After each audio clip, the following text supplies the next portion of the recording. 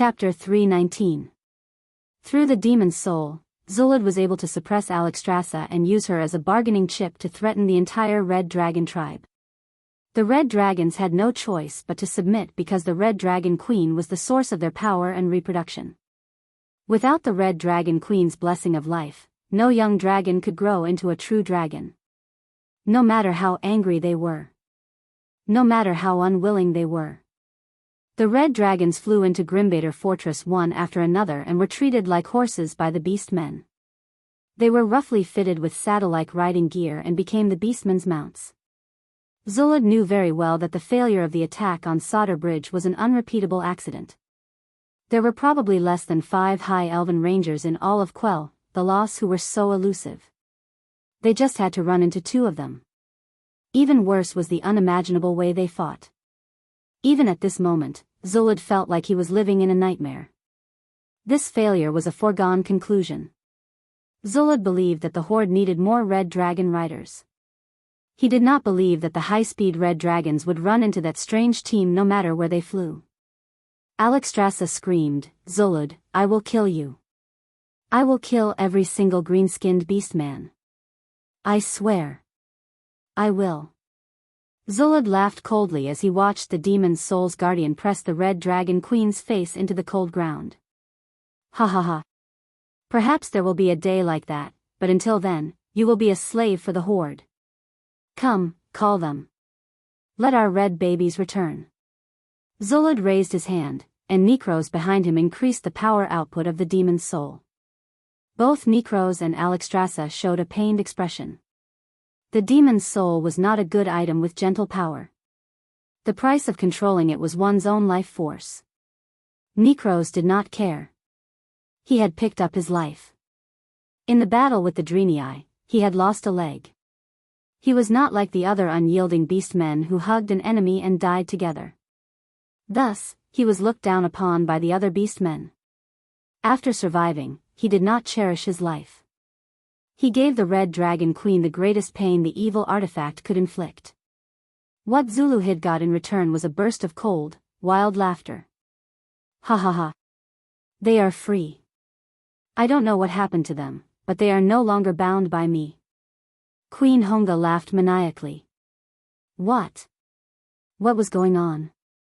Speak. Under the suppression of the divine artifact that came from the source of the Dragon Clan's power, Zulud had received very bad news. The red dragons that had run away could not return, and they were not dead. No, I have to report this to the great chieftain. Zulud almost pissed his pants as he rushed to Orgrim and explained everything like a sinner. I'm sorry, great chief, I screwed up. Not only did we fail to protect the transport fleet, but we also lost a large number of red dragons. Orgrim bared his teeth as if his heart was aching, but in the end, he did not unleash his fury. Fate. Orgrim's voice was low and he spoke slowly. Zulud, do you believe in fate? Do you think the most powerful shaman can see the course of fate? If you can really predict the future, what kind of price do you have to pay? Orgrim's 3 seemingly irrelevant questions left Zulud in a daze. But he quickly replied, fate does exist. Shamans are not the only ones who can see the course of fate. As for the price, Kilrog Deadeye is a good example. Orgrim patted his chest. The beastmen have deviated from the path of shamans. Fate no longer shows itself to the beastmen. On the contrary, our enemy seems to be very good at it. I once thought that this was a simple scheme that surpassed the wisdom of the beastmen. But when I found out that all my plans had been seen through, I was secretly afraid for a long time. In the end, I came to my senses. Came to your senses? Yes. My opponent, Duke Marcus, can clearly see the course of the river of fate. So, even I don't know what to do next in order to escape the trap of this terrifying enemy. Zulud was secretly shocked. This was tantamount to his great chief admitting that the human Duque was an existence that surpassed the prophet. Orgrim brought Zulud to a cliff in the northeast of the wetlands. The scene there shocked Zulud. The beastman's simplicity and directness have achieved this miracle. I just ordered my men to find a way to cross the sea no matter what. Zuluhid saw the way. Perhaps it was because the great chief was standing near the cliff that divided the north and south continents when he said this. Those who could not think had actually used an entire winter to open up a slope on the cliff that was dozens of meters high and covered in ice and snow. The slope extended from the plateau all the way to the sea. It was a huge slope of up to 50 meters wide, enough to lift the largest transport ship from the wetlands to the beach. And this place was less than 5 kilometers away from that damned strait. That's right, it was this way that the great chief himself was not clear about, that created an even more profound chain of plans. Whether it was the small and medium clans attacking South Shore from the front, the transport ships and the Red Dragon Legion trying to cross the strait and the Sada Bridge, or the 200,000-strong Horde army that would arrive at the coast of South Flow in 2 days, everything became a cover for the elite Horde army led by Orgrim. Tonight, these 50,000 elite beastmen would cross the natural moat that had obstructed the Horde for more than half a year. Great Chief, you really are the strongest. Zuluhid praised from the bottom of his heart.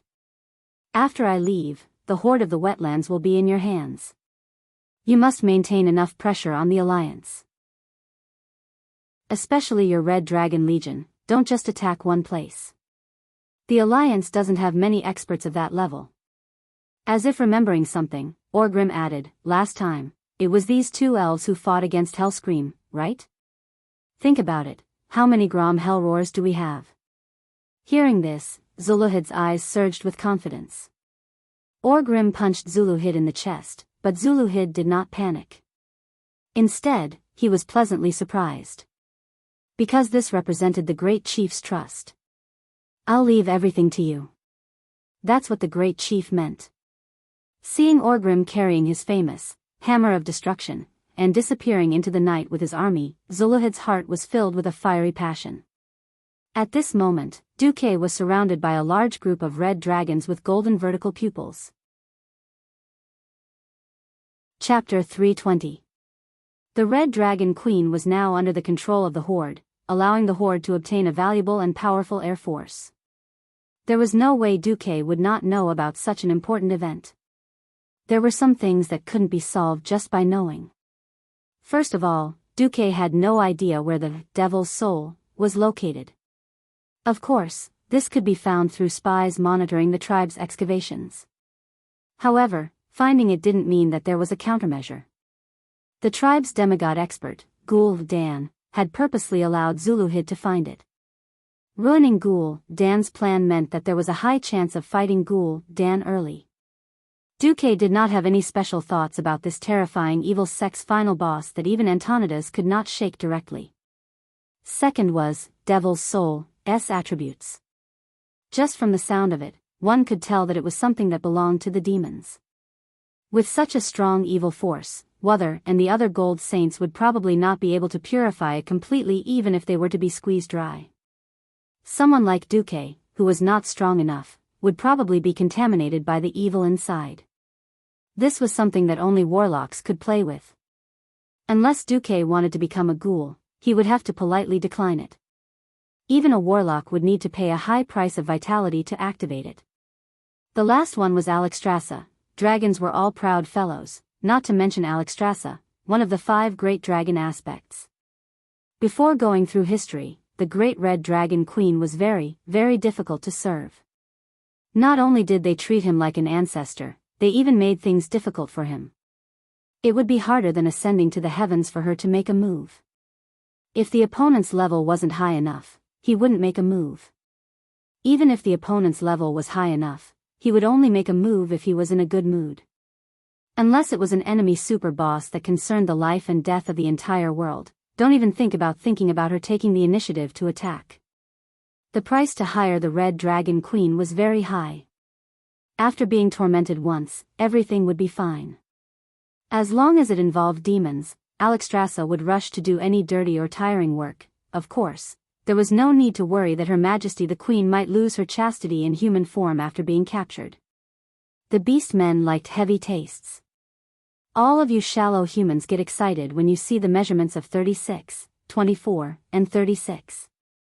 The beastmen thought that they were all skin and bones and would not be able to reproduce.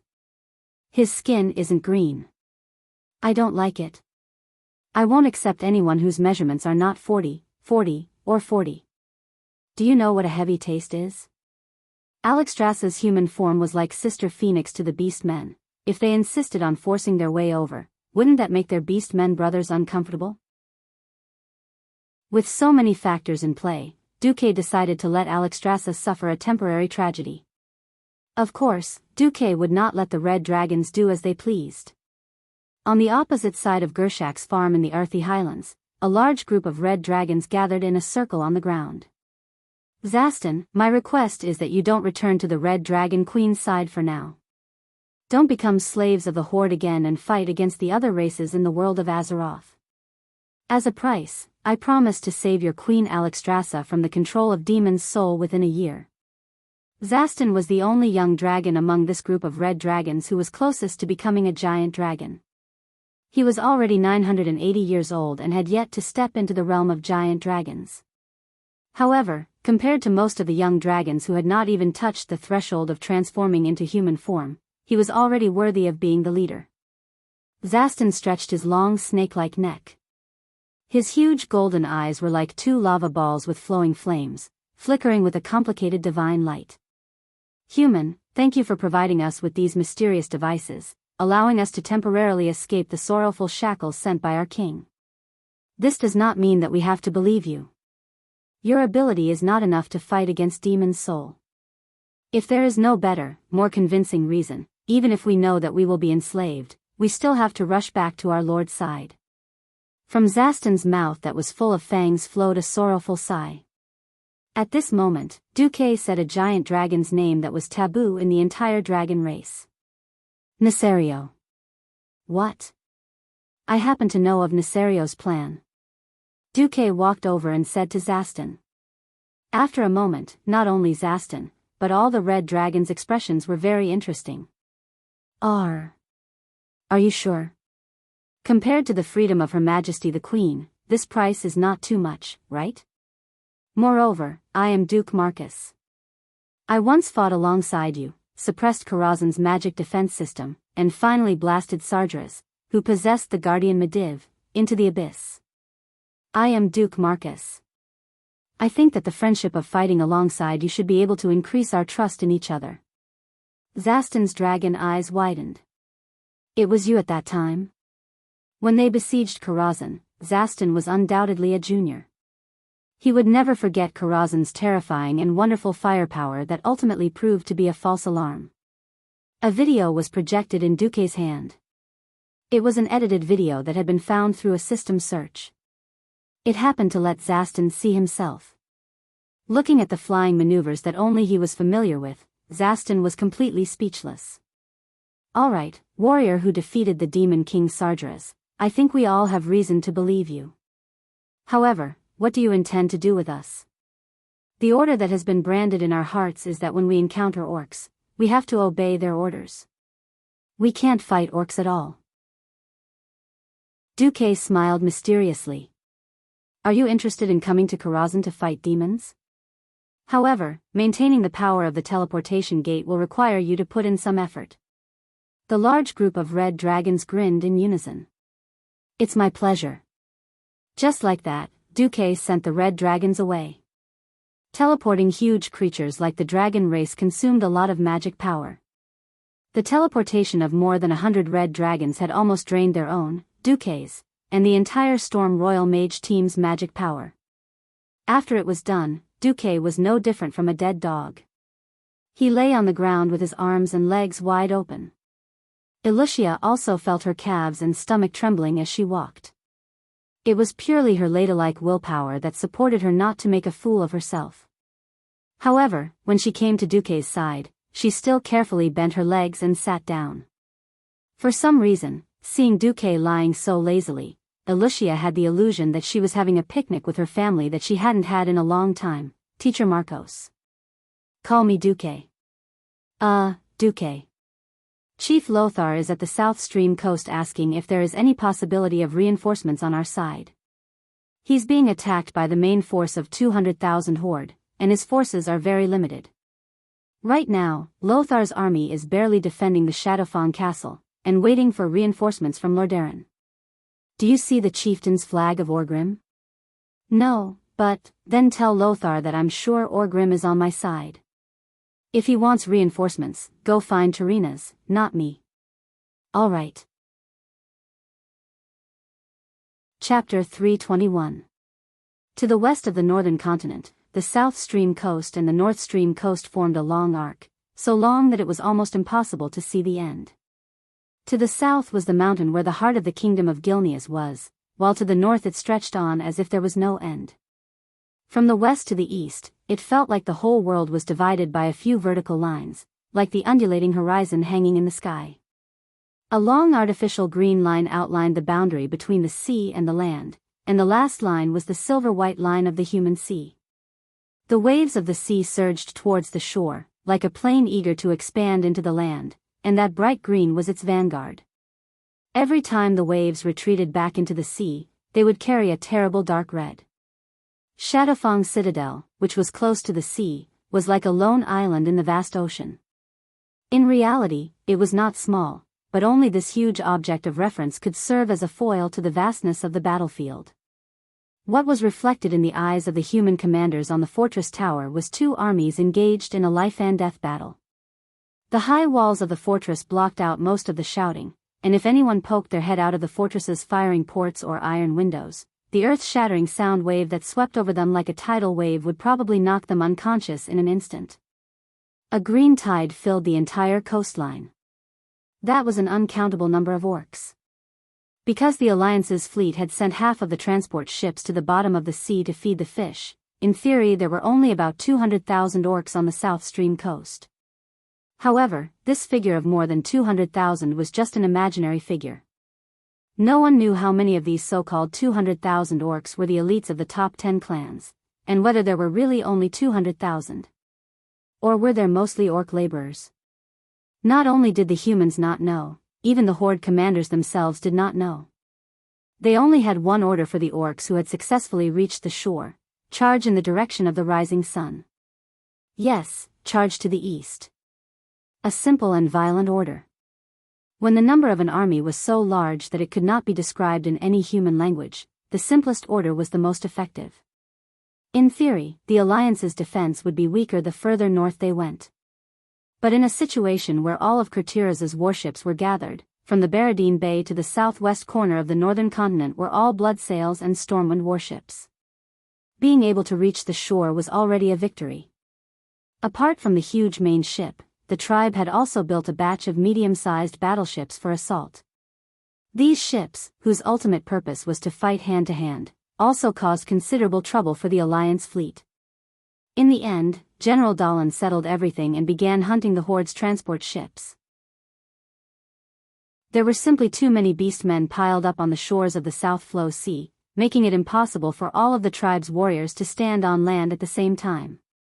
Tens of thousands of orcs huddled together in chest-ankle-deep water. They filled all the space, even climbing on the heads of their own people. Any artillery shell could plow a bloody trail of death in the shallow water. They were like an endless army of demons emerging from the abyss, ready to devour everything in their path.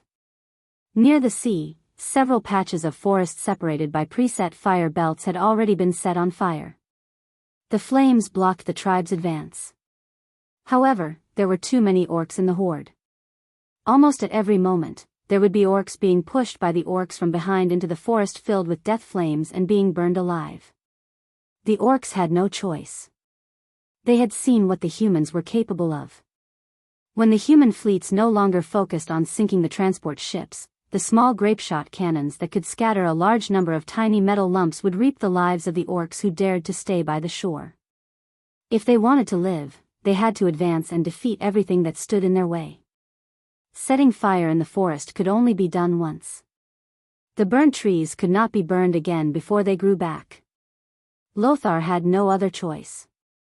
In places where there was no way to set fire, a few remaining flags of the Rotterdam struggled to hold on in the green tide. Looking at the lines of soldiers that had become scattered, Lothar knew very well that it was only a matter of time before they were completely drowned by the green tide. On the front line near the beach, the famous infantry corps of the Alliance lined up in a row. They had long prepared a line of defense that was formed by antlers, deep trenches, and multiple huge fences to resist the tribe's attack. They were the 1st to 5th Corps of the Rotterdam.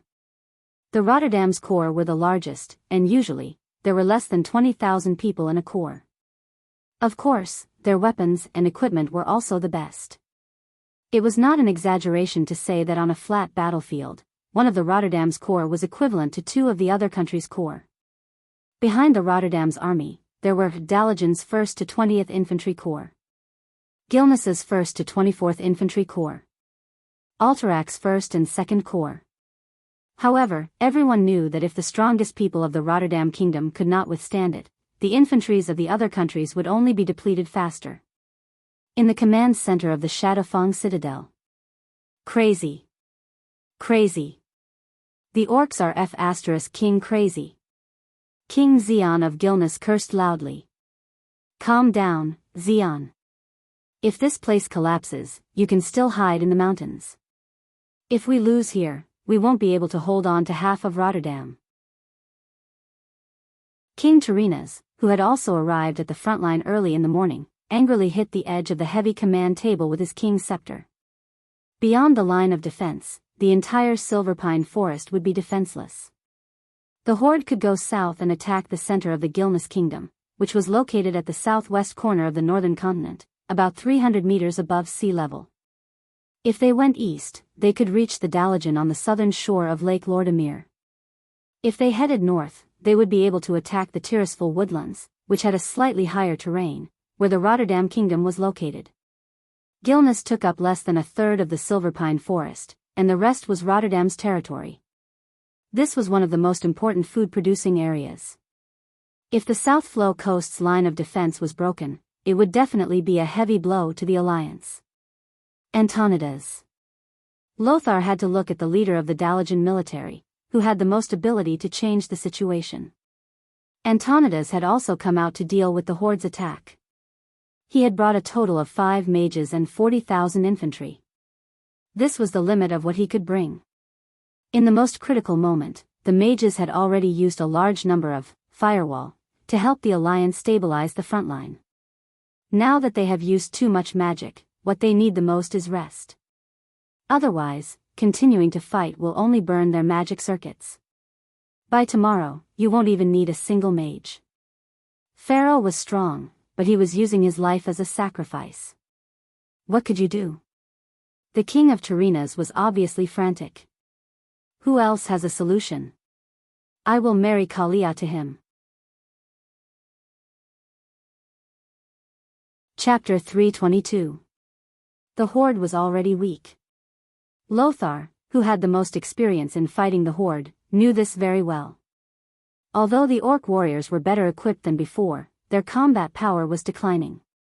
The first batch of orcs that Stormwind faced were all masters of combat. Any reckless attack would result in death. Any delay in reaction would result in death. Any failure in a battle of strength would result in death. According to Duke, they had just experienced a war with an unknown race called the Drenii, and they were elites who had been through hundreds of battles. Not only did they know how to use all their advantages, but their combat talent was also unparalleled.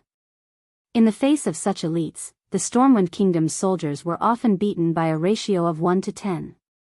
However, after experiencing the burning of Stormwind City and the 2 sea landings, it was difficult for Lothar to see a large number of orcs of such quality. Here at the South Stream coast, Lothar estimated that the ratio of orcs to humans had dropped to 1 to 3. This was because the orcs lacked warlock support, and the humans had almost all the mages who knew how to fight. It was like a critical point now, and whoever made it through would win. If the alliance could not hold on this time, then the orcs would have a large number of elites who had experienced blood and fire. Even a laborer who only knew how to use a wooden hammer would grow into a terrifying killing machine. On the contrary, the well-trained alliance troops, such as the soldiers of Lordaeron and Gilneas, would grow rapidly. Just a little bit more, just a little bit more. However, Lothar had already sent out the best troops he could. The elites of the Silver Hand Knights, led by Uther, were also dealing with the powerhouses of the horde. Other than sending himself, there was nothing Lothar could do. It was no wonder that Turinas was so anxious. If not for the fact that Tarinas was still somewhat clear-headed and knew that it was useless to send out cavalry in this situation, he would probably have sent out the rest of his knights. Suddenly, a voice sounded. This, Deputy Commander Marcus sent me a message.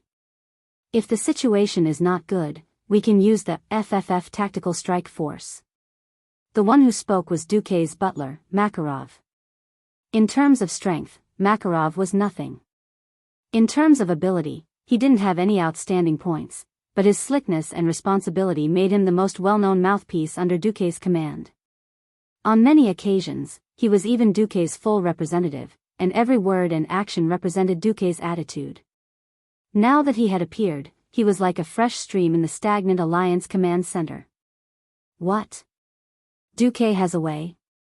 King Tarinas grabbed Makarov's shoulder in surprise. This is just an experimental weapon. It hasn't been tested in actual combat, but my lord has said that we can try it when necessary. Even if Duquesne's original words were, "send them out when they're about to collapse," Makarov still left some leeway for him to speak. What is the FFF regiment? Lothar was suspicious. It wasn't that he didn't trust Duquesne, but he was using him as an excuse to let Makarov explain to everyone. I think it's a strange language called fire, fire, fire or something. In the common language, it means fire, fire, fire. Lothar's teeth ached when he heard Duquesne's backup plan. All right, let's not talk about it. Just tell me how you want us to cooperate. Do you want me to order for the cannons to be moved? In Lothar's and the other leaders' minds, something that could be used as a backup plan must be something huge and terrifying. Makarov waved his hand. No, we have a full set of preparations. At the front line, the Alliance was losing ground. Another line of defense that used the wooden fence as the core was completely destroyed. High Lord Mograine used a large machete to kill an orc that tried to ambush him. After cutting the orc in half, he quickly scanned the defensive line and grabbed a messenger not far away from him. He shouted, "Form a defensive team. Retreat to the 6th fence and regroup." The soldier nodded and raised his horn. He blew 2 short blasts, then another 3 long blasts. Upon hearing this voice, the captains of each team and the officers of the middle ranks all shouted orders to their own troops. They gathered their soldiers and formed small phalanxes as they retreated, making sure that the orcs couldn't catch up to them at once. Turning around and running would be courting death. If they weren't careful, it would turn into a rout. No matter how fast the 1.8-meter-tall humans ran, their short legs wouldn't be able to outrun the orcs, who were more than 2 meters tall. The horde tried to break through the retreating phalanx, but the Alliance soldiers stood together and held their weapons firmly, stabbing at any orc that got close. Even when they were retreating, every team raised their shields and linked them together to ensure that every heavy blow from the orcs had at least 3 people taking it at the same time. The small shield wall was moving. The orcs kept attacking the squads with absolute numbers. If they were lucky, they could knock over the soldiers. Once they fell, there was basically no chance for them to get back up. The orcs would definitely swarm over to finish them off. Fortunately, most of the Alliance soldiers were able to successfully retreat to the next line of defense. Looking at the sky, Mograine couldn't hide his worry. This won't do. Before nightfall, the entire coastal defensive line will collapse. Mograine was deeply worried as he looked at the setting sun. The craftsmen were already frantically adding fences and setting up antlers, but the new defensive line would definitely not be as stable as the old ones. If they couldn't stop the horde's offensive before nightfall and turn the battle into positional warfare, then the humans, who were at a disadvantage in terms of individual combat power, would clearly suffer a crushing defeat at night. At this moment, several dazzling flames shot out from behind Mograine, sprinkling down from the sky in the middle of the battlefield. Clearly, this had nothing to do with magic or mysticism. Mograine turned his head and saw a group of Duke Marcus's private soldiers standing at the next line of defense in Stormwind. It was a long, dazzling light that lasted longer than the flames of wizards. More than 10 tongues of flame extended from the watchtowers, setting half of the battlefield ablaze. The dazzling light of the flames made all other colors on the battlefield seem to dim, even outshining the sunlight that had begun to fade. Fear of fire was practically the most primitive instinct of all land creatures. Their fear originated from the fires in primeval forests billions of years ago. From the moment there were forest fires, the fear of fire was deeply rooted in the genes of land creatures. The horde's frenzied attack came to a halt for a moment. Mograine finally had the chance to see the symbols on the strange alliance soldiers. They were 3 consecutive, identical symbols. FFF. Chapter 323. There were no swords, nor were there any glaring runes. There were only strange jars. No, strange was not the right word, because Mograine recognized them. They were firemen's water pumps. Fire was definitely the nightmare of any big city. A single flame could turn an entire area into ashes in the scorching summer or the cool autumn weather. In this era where houses were built with bricks and wood, fire protection was the most important thing in every city. The water pump was a treasure passed down from the dwarves. A large bucket of water placed on a 4-wheeled cart that was half the height of a person and a pump that was pushed back and forth by human hands could walk through any narrow streets and alleys and spray water onto any house that was on fire. Mograine did not know what these water pumps were spraying, but he was sure that it was not water. On every watchtower, there were 1 or 2 men, sweating profusely, lifting and pressing the handle of the water pump, exerting pressure on the liquid inside, causing it to spray out. A torch placed in front of the nozzle was enough to ignite the oil. To put it bluntly, this was no different from those fire-breathing entertainers. However, Duque was definitely the first to use this thing on a large scale on the battlefield. Standing on the tallest tower of the Shadowfang Citadel, the leaders of the Alliance were stunned. The Shadowfang Citadel was 3 kilometers away from the coastal defense line, but they could clearly see the flames landing on the battlefield, turning many beastmen into human torches, and turning half of the battlefield into a fiery hell. The beastmen tried to save their comrades by slapping them, but when they touched the oil, the flames spread to them as well. Even when they jumped into the water, the flames were still floating on the surface of the sea, not extinguished. Ancestors above. This is the flame of a demon. No, this is not the end of a warrior. As black smoke billowed into the air, a terrifying shockwave swept across the entire horde. What is this? Turinas reached out a trembling finger. The shaking finger betrayed the shock in his heart. It's just some whale oil. Makarov humbly bowed his head to the king of Lordaeron. But I have to remind the Alliance commander Lothar and the other generals that we've burned 30,000 gold coins worth of fuel in that short period of time. In fact, if we hold on for another 10 minutes, we will be forced to stop attacking. Lothar was a little embarrassed. When he was in Storm City, he heard that Duque had so much whale fat that he could use it to light lamps for the poor. Of course, Lothar had also become bad recently. He was fed up with the ugly behavior of the kings and nobles who were stingy when there was nothing to do, and screamed when there was something to do. Lothar would definitely be happy to see Turinas get into trouble. Didn't they see that Turinas Menethil was even willing to sell his princess? With the threat of the core territory being destroyed, a mere 1,000,000 gold coins shouldn't be a problem, right?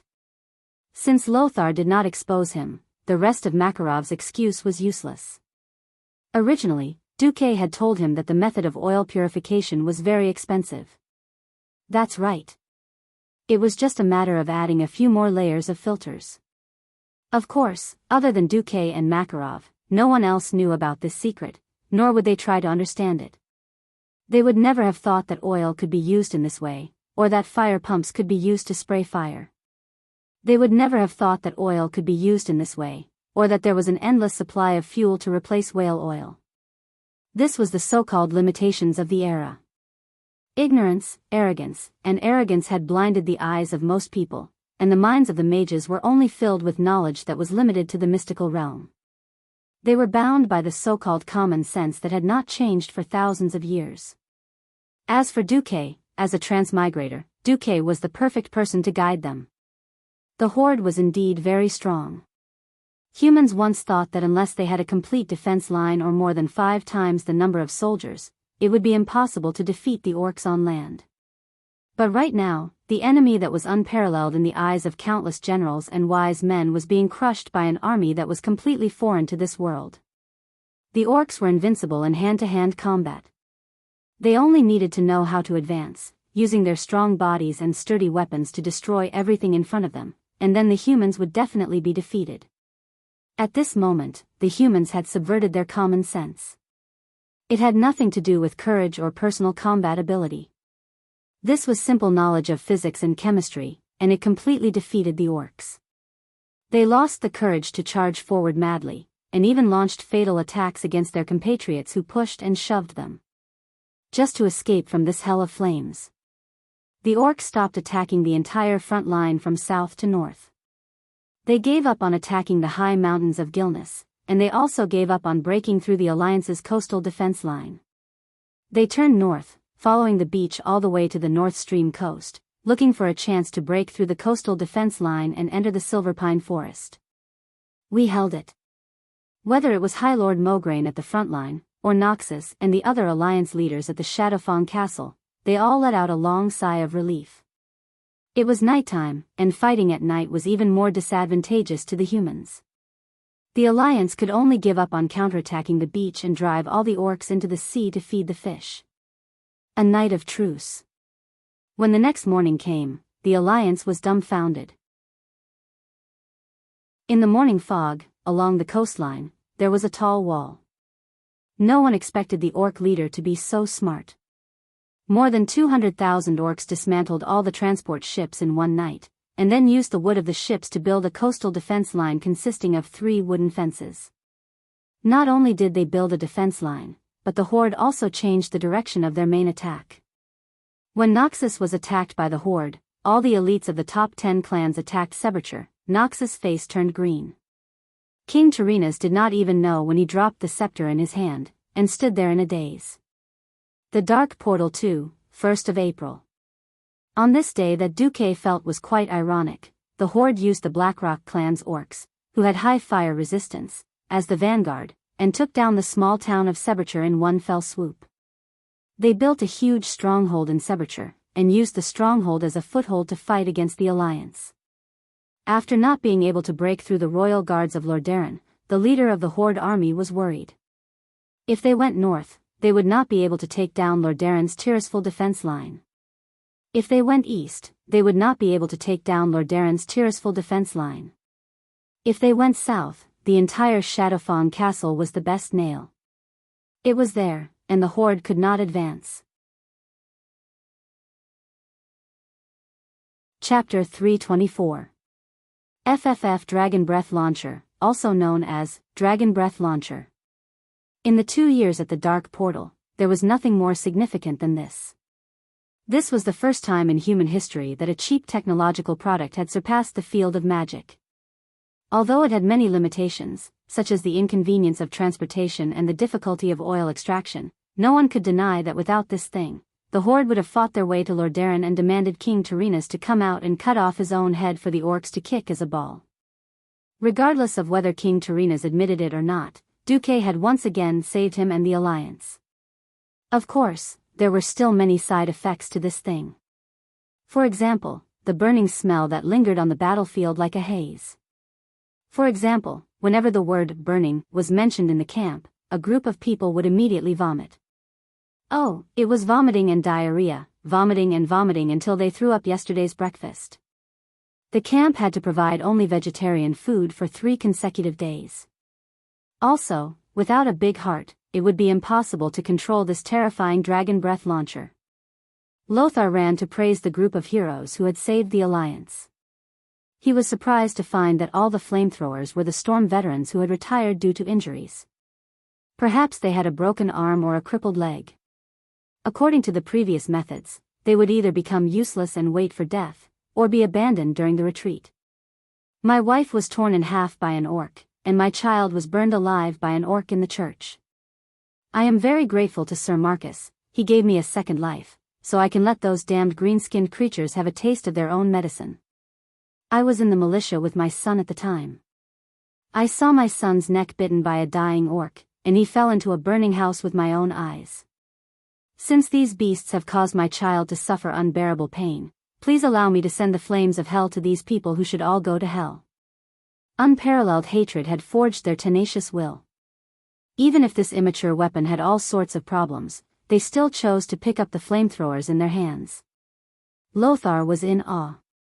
On the other hand, the Dalajan were the most enthusiastic about this revolutionary weapon.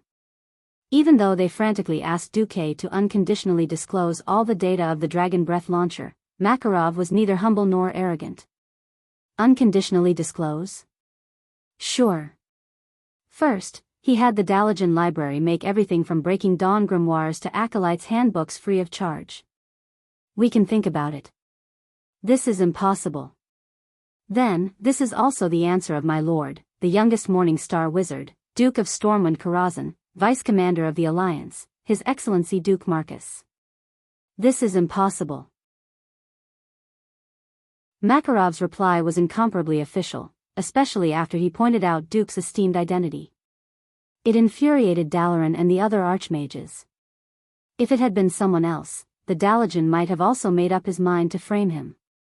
However, don't forget that Duque was backed by Anduin and Lang.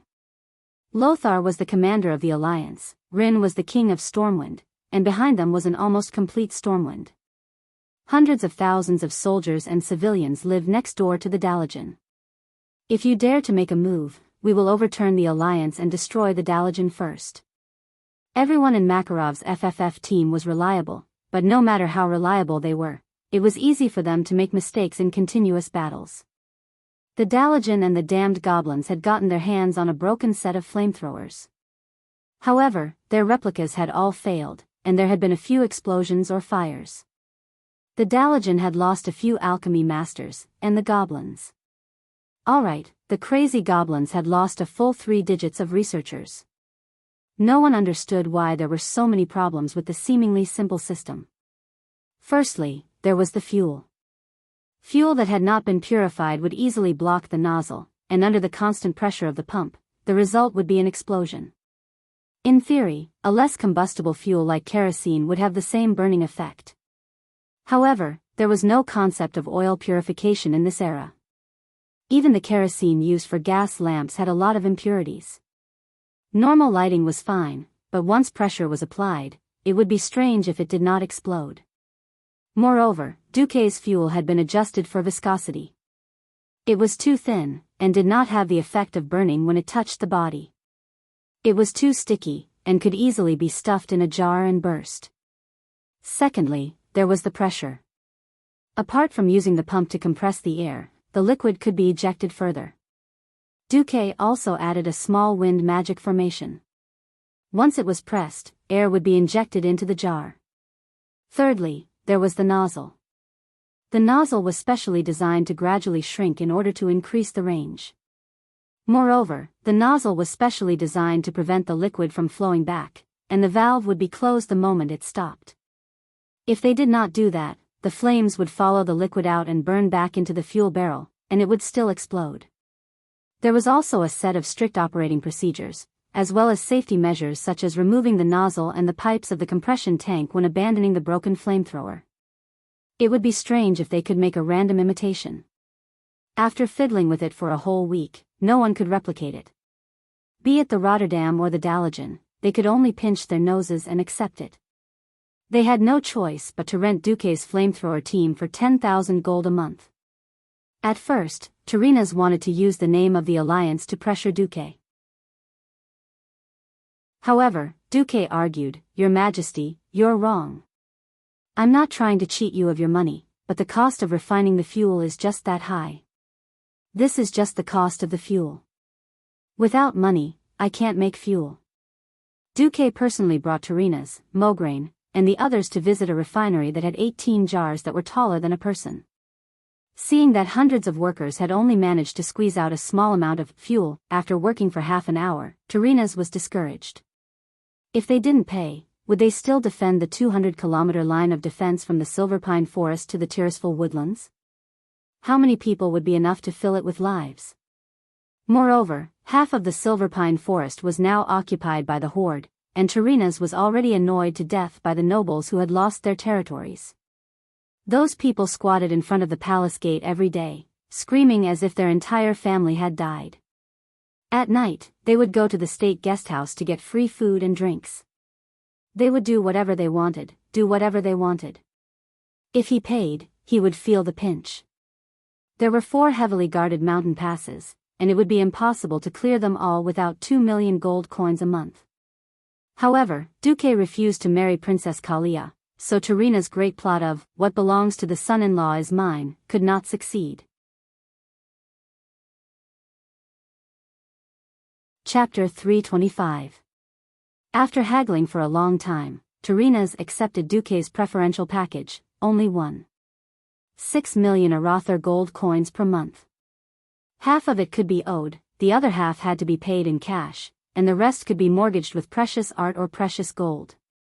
In exchange, Duque provided 300 FFF flamethrower teams, promising that as long as the flamethrowers did not die, he would try his best to repair the flamethrowers that were damaged under normal use, as well as provide all the fuel needed for the battle. Elugia did not understand Duque's approach. "Teacher, Duque, why are you doing this?" Elugia had seen with her own eyes how Duque twisted a valve under the tank that was about to release the finished fuel, and then a huge amount of fuel flowed out of the huge tank next to it. That flow made Elugia think of exaggerated words like a broken dam and a deteriorating river. Elugia blinked and looked at the strange square inscriptions engraved on the flamethrower gun. As long as the valve was pressed, the inscriptions would glow with a yellow magical light. Or is it that the biggest cost of producing the FFF artificial dragon's breath launchers are these mysterious inscriptions? Duque glanced at the inscriptions on it and blushed, which was a rare sight. Written on it were some Chinese characters, such as, burn. Burn. Burn all of them. Ha ha ha. Die lovers. Traitors who betray the single dog alliance must all be burned to death. This is Master Duque's original. Goblin pirated dogs, die. Duque coughed hard and put on a serious face. Well, those are anti-theft items. Once the inscriptions are damaged, it will affect the operation of the launchers. Of course, that's not the most important thing. Duque touched Elugia's head. I'm very happy that you did not leak the secret of the dragon's breath launchers. Actually, I'm not just thinking about this war anymore. The war will end with the humans' victory. The only difference is how much we win and how much each country has to pay. So, I've already started planning for the post-war. Post-war. Elugia's eyes widened in shock. What a far-sighted plan. While the orcs were attacking like fire and the whole continent was still in a quagmire of war, when every human could not see the future clearly, Duque was already thinking of keeping the strongest alliance, Lordaeron, in check after the war. If this was true, then his father was not on the same level as Duque. Duque looked into the distance. His black eyes became incomparably deep, like the endless starry sky. It gave Elugia a feeling that she would never be able to see through him, but she would unknowingly fall into it. The big hand that was caressing her head felt a strange sense of warmth in the warmth. How many years had it been? Not even his closest family had been so affectionate to him. His father was cold and heartless, and he only looked at the scales of benefits. Mother was busy with magic. The 2 younger brothers were already like sharks in their mother's womb, beginning to cultivate each other's forces, preparing to devour each other in the future, and Duque, the young mage who claimed to be her master, gave her the warmth that she had longed for a long time. In her heart, Elugia sighed. Sigh, if only Duque was my husband. Peace of mind, safety. But he will definitely not accept me. Father's asking price is something that even the king cannot afford. Elugia was very clear about her bastard father's character. For the sake of the family's interests, he would definitely use her marriage to maximize the benefits of the Bara family. Lowering her head lightly, Elugia let out a silent sigh. In Thurbercher's horde's camp, Grom Hellscream let out a deep sigh as well. For the first time, he felt a heavy burden on his shoulders. He had thought that only 200,000 of the 400,000 orcs that crossed the sea from the western front would be able to destroy the humans of the entire northern continent. With the new transport ships that had been modified by the goblins, the horde had a total of 320,000 orcs that had successfully landed, and 250,000 of them were warriors. Grom had thought that victory was in the bag. Who knew that the humans would come up with some kind of fire-breathing weapon? They did not know what it was, but once they came into contact with that sticky thing, they could only wait for their entire body to burn. Apart from the Blackrock tribe who were naturally resistant to fire, the others would most likely die if they came into contact with it. In order to save on the food that was transported from the transport ships, Grom had to order the injured to take the lead in every attack to reduce the enemy's firepower. The only fortunate thing was that the enemy did not have too many fire-breathing devices, and their range was not too far. Even from the archer towers, they could only shoot about 20 meters away. If they were on the ground, it would be even closer. First, they would use long-range weapons like catapults to attack. At the risk of sacrificing some of their people, they could still pull the humans into close combat. However, every time they were about to win and kill most of the humans, these disgusting fire-breathing weapons would appear. Every time the horde failed, the horde would fail. Now, the area around Cerberture had become a meat grinder. Tens of thousands of Alliance and Horde members died here every day. Sensing light footsteps behind him, Grom did not even turn around. What's the situation at the back? Sword Saint Samuro appeared from the blurry air. Ghoul Dan has gathered more compatriots from the Door of Darkness. Although their combat power has decreased, at least they have made up for it in terms of numbers. Rend Blackhand and his brother are now leading 300,000 beastmen to attack the Arthi Highlands. Humph. Even I can't break through that bridge. Can those two brats from the Blackhand family do it? Grom was ferocious, but if he met someone who could take 3 blows from him without dying, he would not be able to do anything. This person was a militia captain named Prince of Torbane. No. It's not just attacking from the bridge. Ghoul Dan suggests that we fill in the strait. Fill in the strait? Didn't you say it was impossible? Indeed, the horde had tried before, but the moment they threw rocks or clods, they would be swept away. After a few days, the rapid strait did not seem to be narrowing at all, so the horde gave up. No, Ghoul Dan got inspiration from the humans blocking our transport ships. He told Rend Blackhand that the rocks weren't big enough. As long as we throw a big enough rock, we can still block the strait. Rend did as he was told and is now reinforcing the strait. Grom was stunned. Alright, I have to say, the humans are a smart race. It's a pity we finally have Ghoul Dan on our side. Sealing the strait and creating a passageway for the army to pass through will take about 2 weeks. Alright, then I'll nail the main force of the humans here. Flames burned in Grom's eyes. Chapter 326. After discovering that crossing the sea wasn't a good choice, the orcs who learned that they could fill the straits and cross the sea regarded this as their highest priority. On the entire 200-kilometer stretch of the straits that separated the northern and southern continents and was now known as the Solder Straits, there were orc laborers pushing boulders to fill the sea. 108,109,110. When Lilith killed the orcs from the other side of the river and counted down to 110, she frowned. The dragon cavalry came again. More red dragons, more Dragonmaw tribe orcs. The Alliance couldn't do anything to them. After all, the Alliance lacked a powerful air force that could fight against the red dragon cavalry. There weren't many griffins left, and they were at an absolute disadvantage in terms of quality. Recklessly resisting was equivalent to courting death. In Duque's impression, the only ones who could deal with the orc cavalry without hurting the red dragons were the Night Elves Hippogryphon cavalry from another continent. What a pity, the Night Elves' indifferent attitude meant that they wouldn't participate in this war. Duque had to let Aurelia, Cervanus, and Lilith each lead 300 rangers to deal with the Dragonmaw tribe's agile attacks. However, the entire bay was being filled up at a speed visible to the naked eye.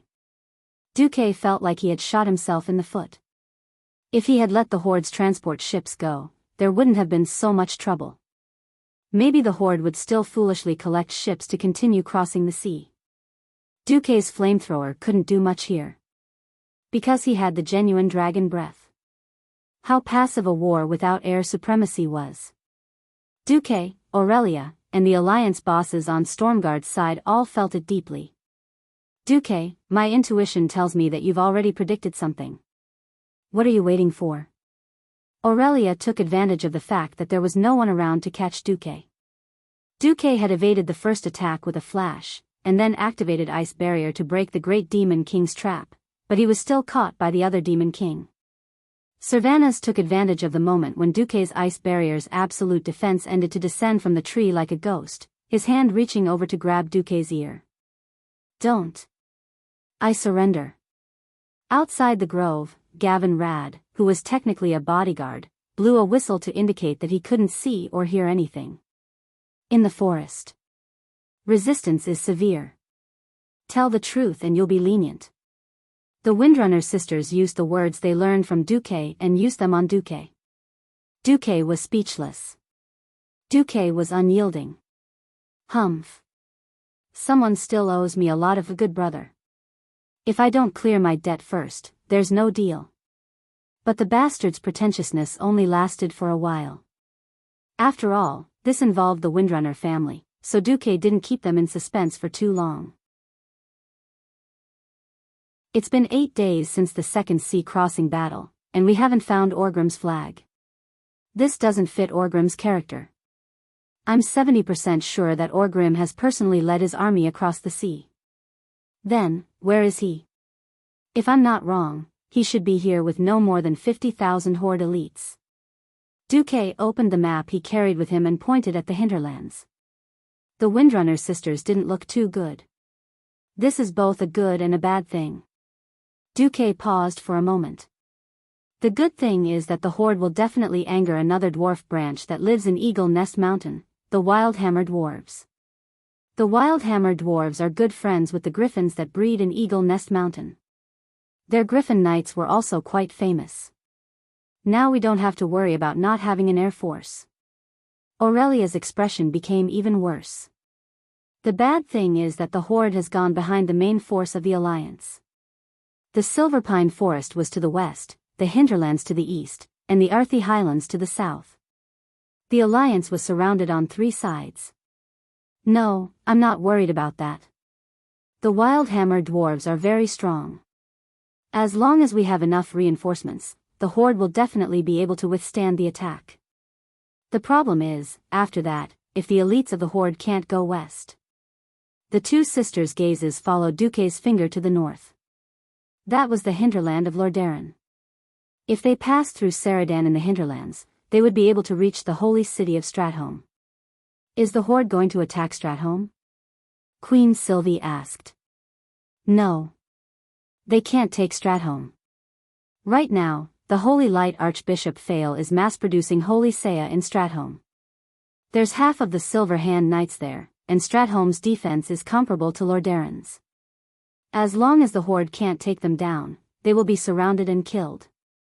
They will be surrounded and killed by the endless stream of humans coming to defend the Holy City. Then, I'm worried about your hometown, Cuel Salis. At this time, the two sisters looked at Duque as if he was an idiot. Aurelia put her hands on her hips like a proud rooster. The entire forest of Cuel Salis has a magic shield. Those stupid trolls won't be able to break in even if they spend another 10,000 years. Queen Sylvie also put her hands on her hips and puffed out her chest, as if she was right. Have you forgotten that the Horde actually has warlocks? There's a rough description of the magic shield of your forest in the books of Karazhan. If you use runestones, as long as enough power is used to corrode a few of the runestones in the key parts of your forest, the magic shield that protects the entire forest will be a joke.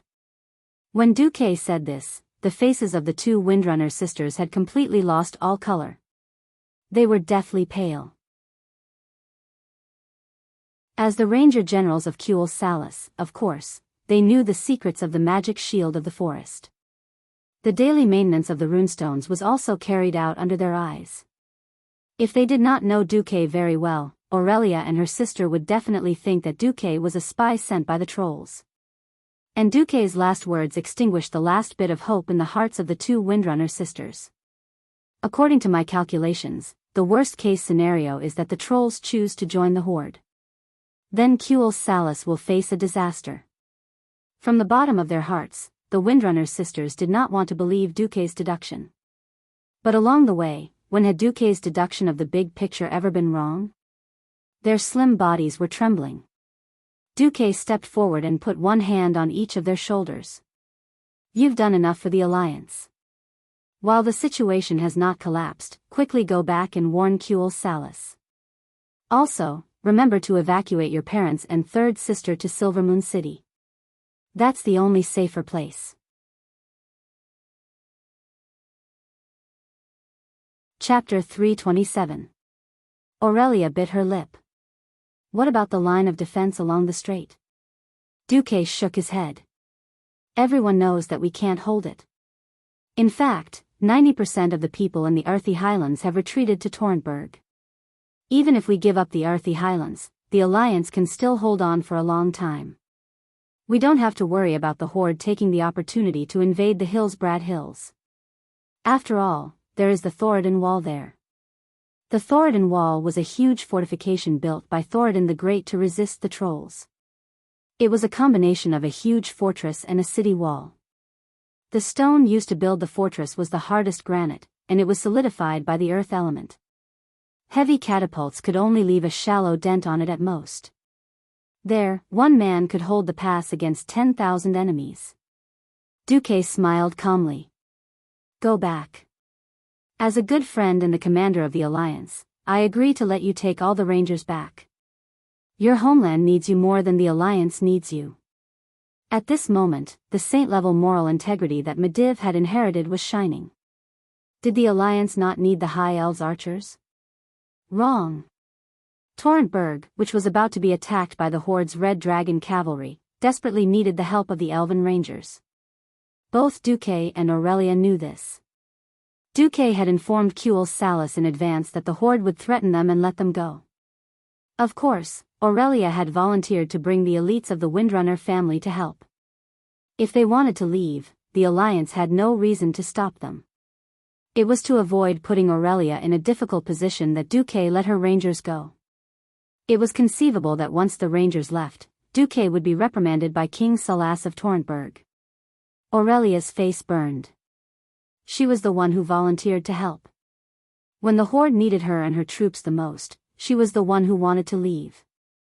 If Duque had been more heartless and concealed the tribe's movements from the intelligence report, or had not told her the deduction of the direction of the war, and only found out at the last moment that she had been pulled into the main force, Aurelia, who had been squeezed dry for a long time, might have been able to be heartless.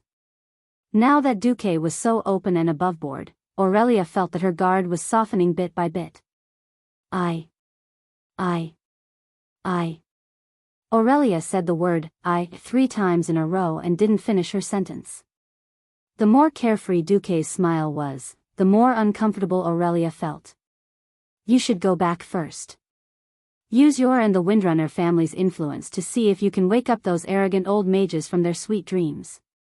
Then, I'll save as many as I can, right? Aurelia shuddered. She had never thought that Duque would actually include the corruption in Silvermoon City. The thought of arguing with the pharaoh of the Silvermoon Council, who only knew how to hold them back, gave Aurelia a headache. At this moment, Servanas patted his sister's shoulder. Sister, you should bring the main force back. I'll stay with the combat team that His Majesty the Sun King promised to the Alliance. I'll work hard for your share as well. Or, you don't trust my archery skills? Looking at her smiling sister, Aurelia finally realized that this was the best choice. As a Ranger General, her influence in the country was much greater than her second sister's. As long as she brought the main force of the Windrunner family back, things would still be promising. Seeing the determination written on his sister's face, Servanas smiled. Yes, I have to go back and tell the people who stayed behind.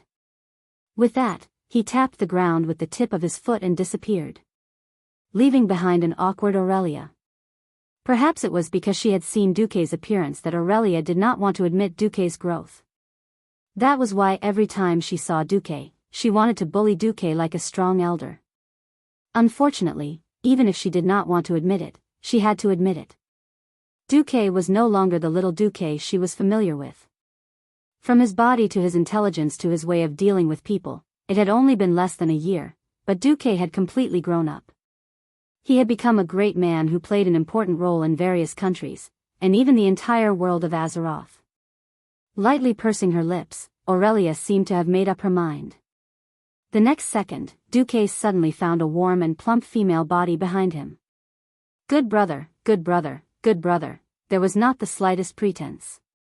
Instead, when the orchid scent mixed with a touch of bashfulness blew into his ears, it made Duque's ears turn red.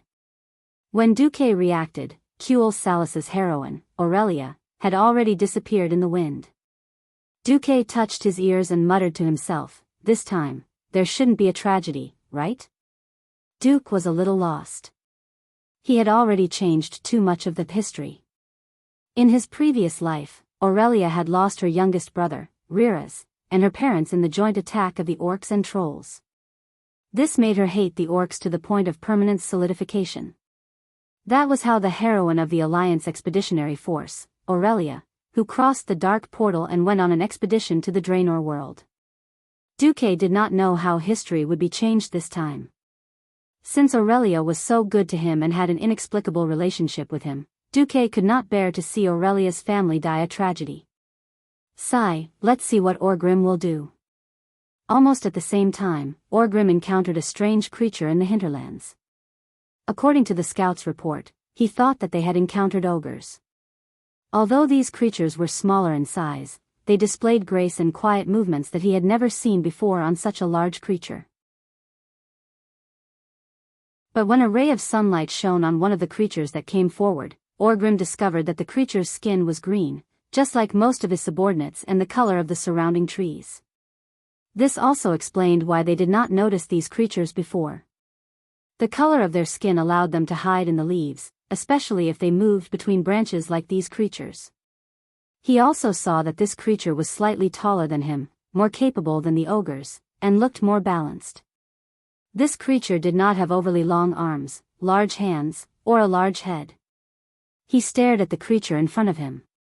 When he saw the glint in the creature's dark eyes, the creature suddenly thrust the spear in its hand at Orgrim. This showed that they were very intelligent. We are not your enemies. Doomhammer roared. His roar tore apart the silence of the night. He knocked the spear away with one hand. Only then did he realize that the spearhead was made of stone and was abnormally sharp. I want to see your leader.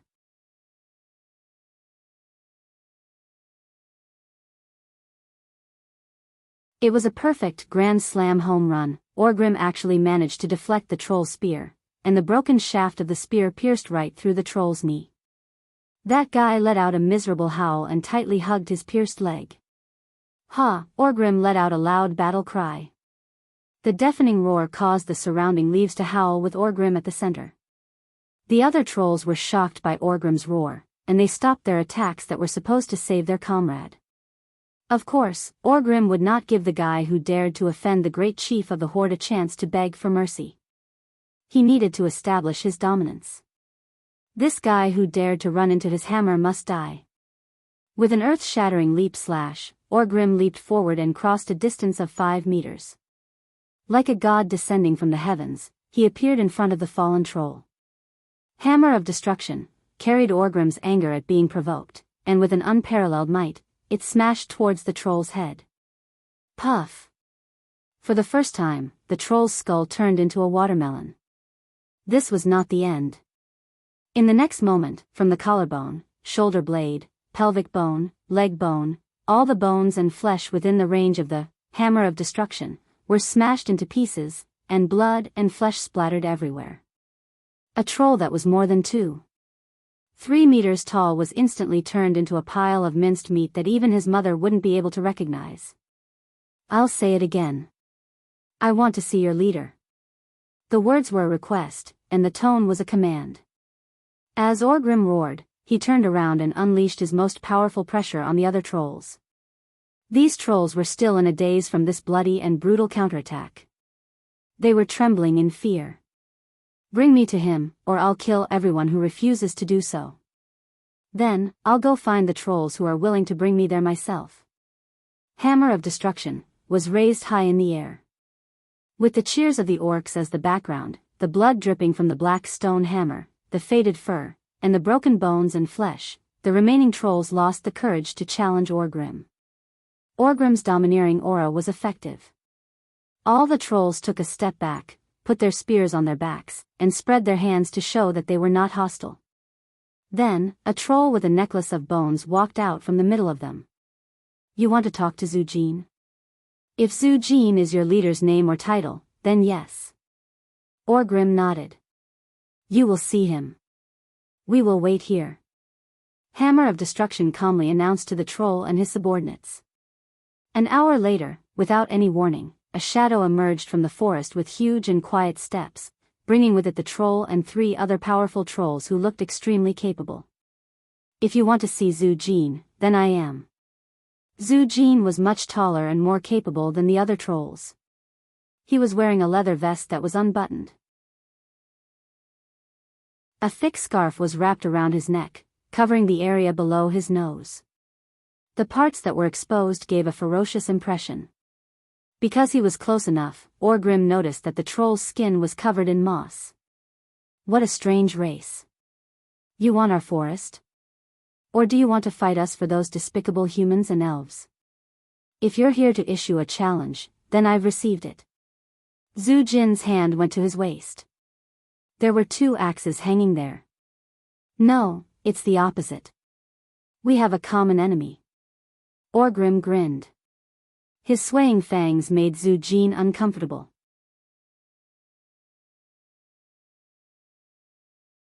Chapter 329. Duque did not try to stop the trolls from joining the tribe. That would be a waste of effort.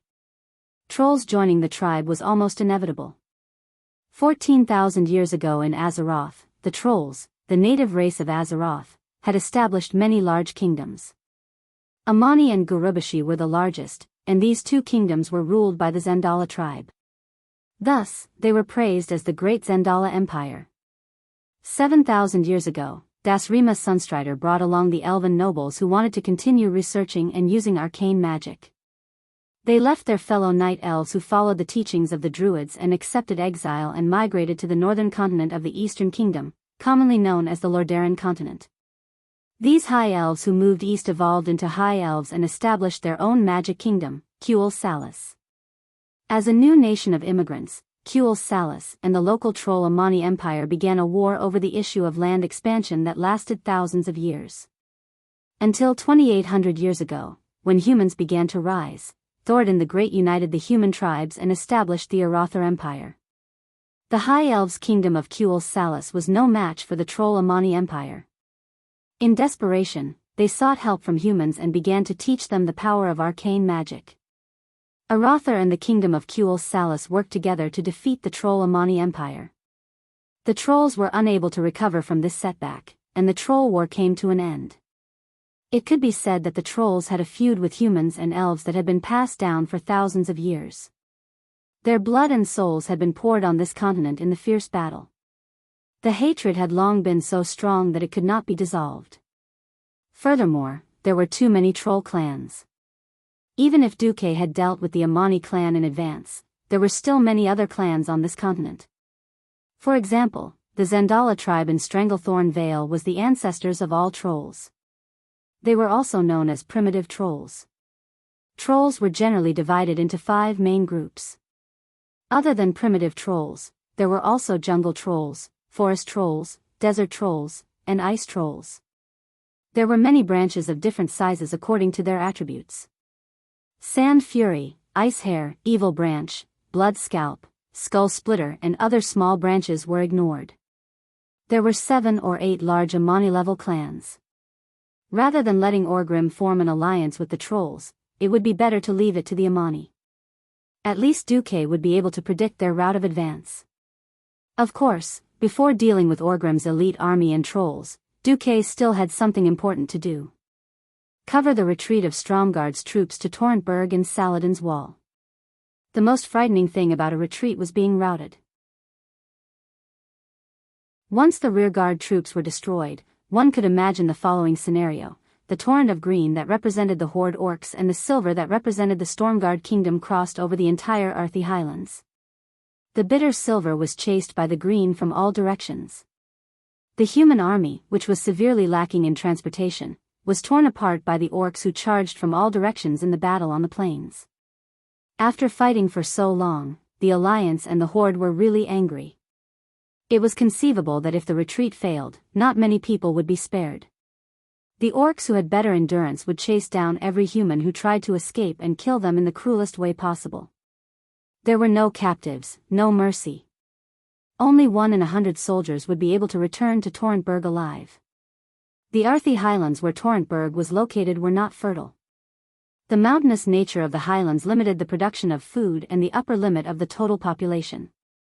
Among the 7 human kingdoms, the population of the Stormguard kingdom was only slightly higher than that of the pure mountainous Alterac kingdom.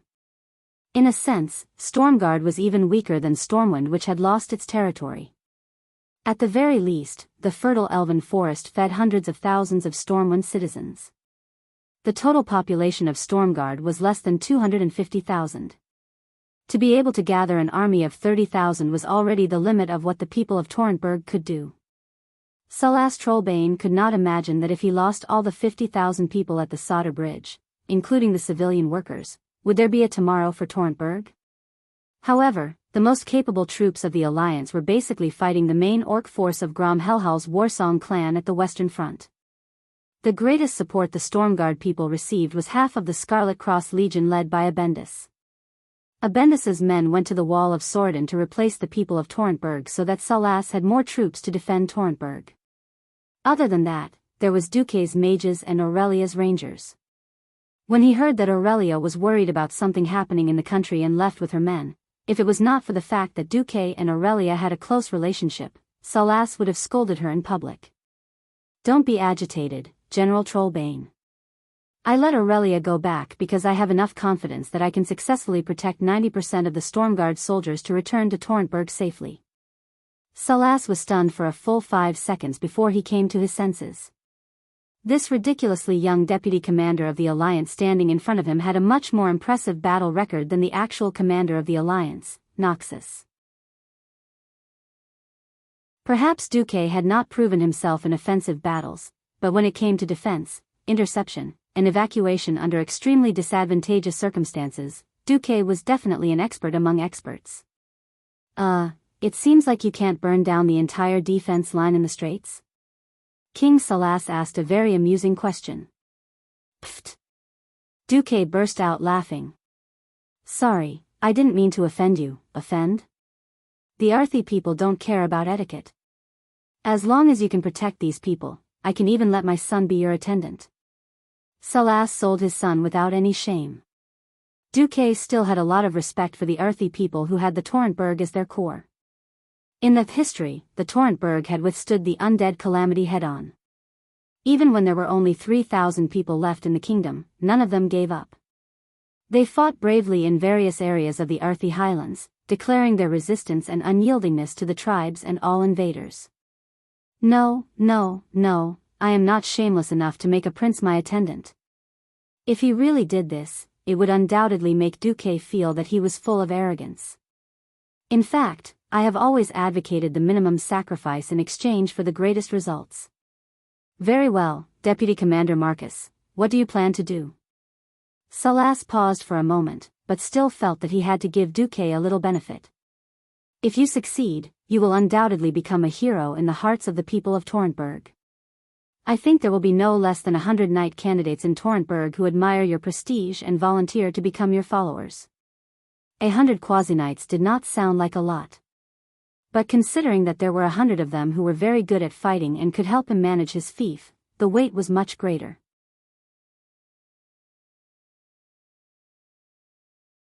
Chapter 330. Duque had also doubted the loyalty of the people from Torrential Fortress. Knights who could fight were still useful.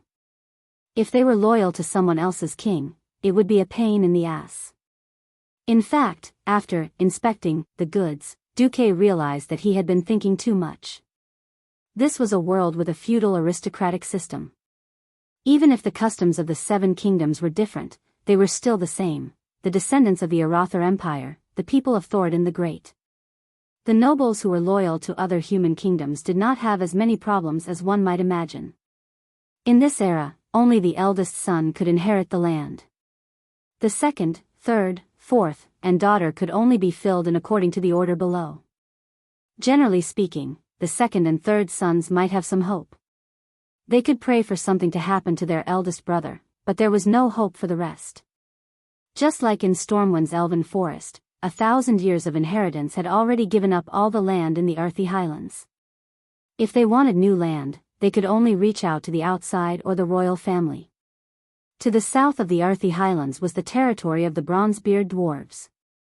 To the east was the sea. To the west was Alterax's territory behind the Thoradin Wall. To the north was the hinterlands near the earthy highlands.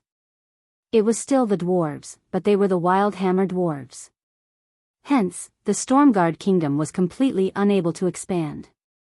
As the saying went, barren hills and wild rivers produced tough people. The earthy soldiers had outstanding combat power. Apart from equipment, the earthy people's land combat power was definitely one of the best in the Seven Kingdoms. Of course, because they were poor and had poor equipment, their overall combat power was not as good as the people of Rotterdam. With 100 knight candidates, Duque had made a profit. Anyway, Duque did not intend to let the people from Torrential Fortress suffer a loss. The knight candidates had a good impression of Duque. First of all, Duke's reputation was illustrious, the Alliance's vice-commander, the slayer of nearly 300,000 orcs, an archmage with a limitless future, the inventor of a new weapon, and the biggest financial backer of the Stormwind Kingdom. There was nothing more promising than having a boss who could fight, make money, and help his underlings get benefits. If the Alliance could not defeat the Horde in this race war, then it would be the end of the human race. If the Alliance won, it would be natural for them to exterminate the Beastmen. Once Stormwind was restored, Duque's status would be exaggerated. He would be a true Grand Duke, a Grand Lord. The eastern part of the fertile Elven Forest, a small piece of the Night Forest, a large piece of the Red Ridge Mountain, and the Upwind Trail area. Looking at the situation, Duque's fief might not be limited to just this. This was a better piece of land than the whole of the earthy highlands. These knight candidates were so excited that they were about to go crazy. They couldn't wait to become Duque's followers and wear the battle robe of the Marcus family. Of course, this was on the premise that Duque had to successfully evacuate the 50,000 Storm Guardians to Torrentburg. 20,000 elite soldiers, 10,000 auxiliary soldiers, and 20,000 craftsmen and militia. If Duque was just an inexperienced brat, or if he had a better idea, King Salas Trollbane would not let Duque make the arrangements. But he was Duque, the Alliance's hero, Duke Marcus. The weight of this name alone was enough to make Salas trust Duque more than himself. When Salas asked, "What are you going to do?" and Duque took out a thick stack of action guides, Salas was stunned for a full 3 seconds. Without waiting for Duque to explain in detail, Salas snapped his fingers. "In the name of the King of Stormguard and the General of the Alliance Army, I command you. During the retreat, all of you must listen to the orders of the Deputy Commander, Sir Marcus. Those who disobey will be punished by my sword." With that, Salas unsheathed his sword and handed it to Duke in a solemn manner. Duque was dumbfounded. King Salas smiled faintly. "Sorry, I am the kind of person who can't help but rush into battle when I see it. Besides, the Trollbane family will only fight to the last moment, victory or death. If I stay here, I will only interfere with your command and become a burden to you. I only hope that you will not betray the trust of me and the people of Torrentburg. At least 50,000 ladies are waiting for the return of their man." Duque's expression turned serious. "Don't worry, since I can lead 50,000 besieged Stormwind elite soldiers across the sea, I can also lead 50,000 people of Torrentburg back to their homes and become the last line of defense for Torrentburg." That night, the tribe's beastmen in charge of reclamation discovered the changes on the other side. Compared to the day, the beastmen preferred to reclaim the sea at night, because the accuracy of the ballistae and catapults on the other side would be greatly reduced. Often, one night's work could be equivalent to 4 days' work. But today was different. Almost as soon as the Beastmen reclamation team reached the middle of the strait, a large string of flashing flares rose from the other side of the strait, illuminating the area within a diameter of more than 100 meters as if it was daytime. The next moment, accompanied by the fierce beating of war drums, the sound of countless bowstrings sounded from the other side. Large ballistae, small arrows, and pebbles were all rained down on the vital parts of the Beastmen, who ran over to reclaim the sea with rocks on their backs. Not only did the attacks look dense, but they were also very effective. Of the more than 200 Beastmen laborers who went up, none were spared. They all died there, and not a single one returned. 5 minutes later, the Beastmen in the middle of the strait suffered the same devastating blow. Another 5 minutes later, the same thing happened downstream. The commander of the Beastmen was shocked. What the hell was this? He had no choice but to call for the Dragon Maw Beastmen's dragon riders, but it seemed that the terrifying elven ranger was still there. With the support of the High Elves' night vision, the sharp arrows of death still pierced through the Beastmen's throats. That night, there were 5 crossings, and the Beastmen lost the lives of 2,000 laborers, but their progress was completely stagnant. When he received the report, Red Blackhand, the son of the former chief, didn't care. Let Zuluhid continue to send out his precious red lizards. Keep attacking during the day, and I'll see how long the humans can last. The Beastmen didn't have the gift of night vision, and because the red dragons didn't cooperate, the Beastmen dragon riders were more effective during the day. The attack on Solder Bridge continued, and the humans seemed to have concentrated their forces on the bridge. The defenses there were still impenetrable. But elsewhere, the dragon riders had successfully destroyed more than 100 unguarded ballistae and catapults.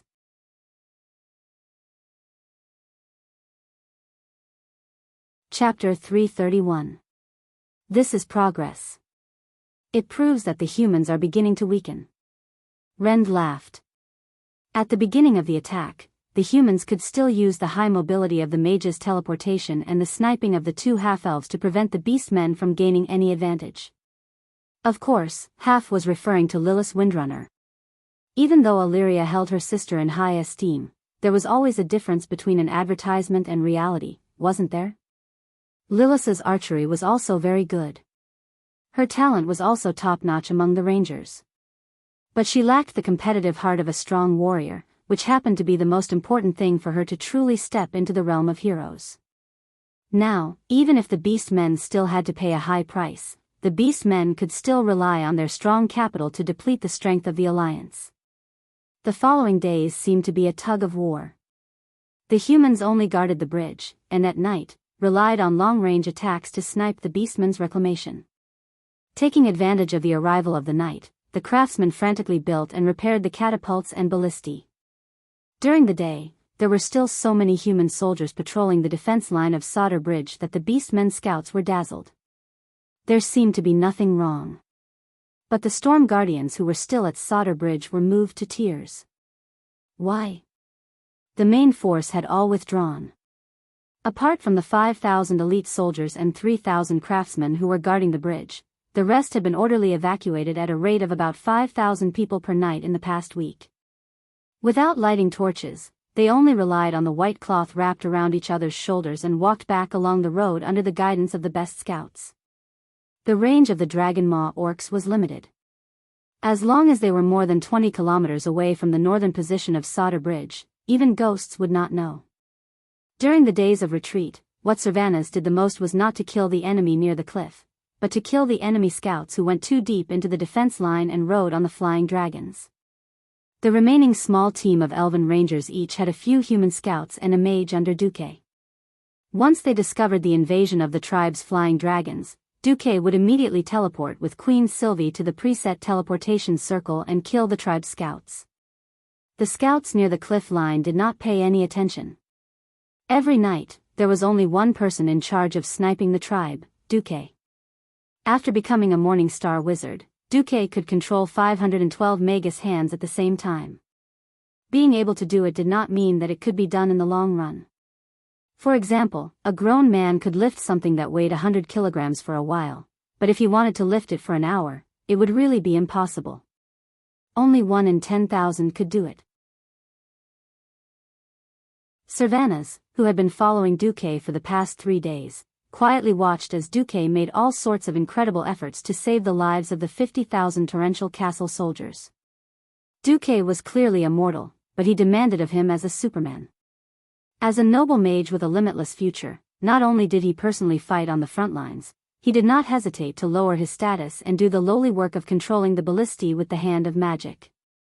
From west to east, there were a total of 12 ballista positions, each with more than 30 ballistas, 12 catapults, and 500 ballistas that were basically fixed, loaded, and aimed at the coast. There was only one person controlling them, Duke Marcus.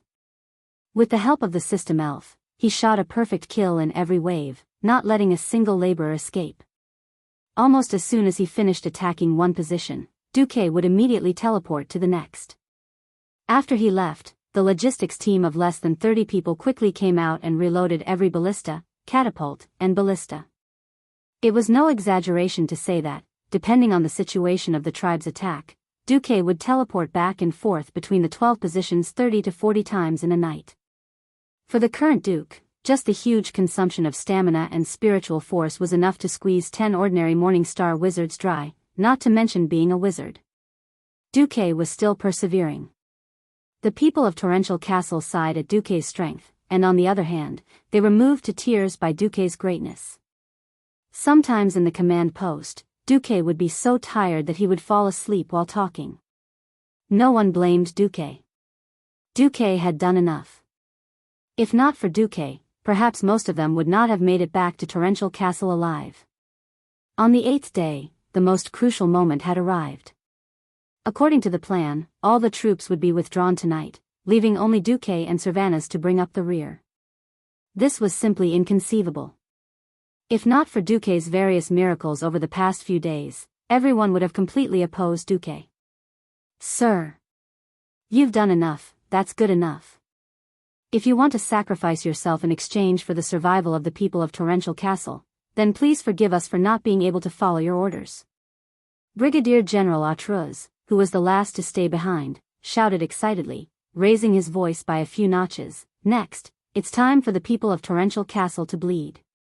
Not only Autruz, but a dozen or so Stormguard generals also stepped forward and formed a wall of will and flesh, blocking in front of Duque. Summon His Majesty Salas Trollbane's order. Even if we have to kidnap, we must bring His Excellency Duke Marcus back to Torrential Castle ahead of time.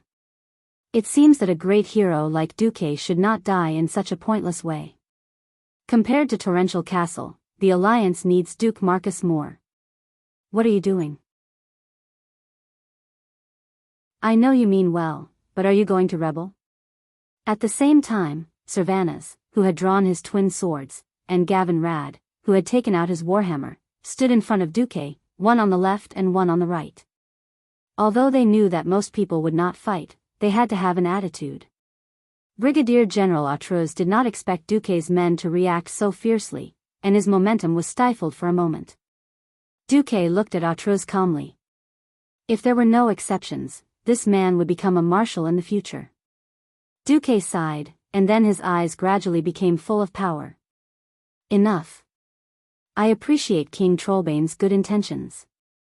But remember, I am Duque. Duke Marcus. The wizard who would bite off a piece of flesh from the enemy even if he was defeated and had to retreat. When I retreated last time, I burned 100,000 orcs to death. This time, I have to retreat. How can I be satisfied if I don't kill 100,000 orcs? When Duque said this, Autruz actually asked, "Then where are we going to get the kerosene?" Duque froze, not knowing whether to laugh or cry. Bastard, who said I'm going to start a fire again? Ugh, God of Fire. Duque isn't going to start a fire? Damn it, when did I become a god of fire? Duque was so angry at Autruz that he laughed until tears came out of his eyes. Get lost. Who said I only know how to start a fire? Let me tell you, the one standing in front of you today is Ghost Schemer Duque.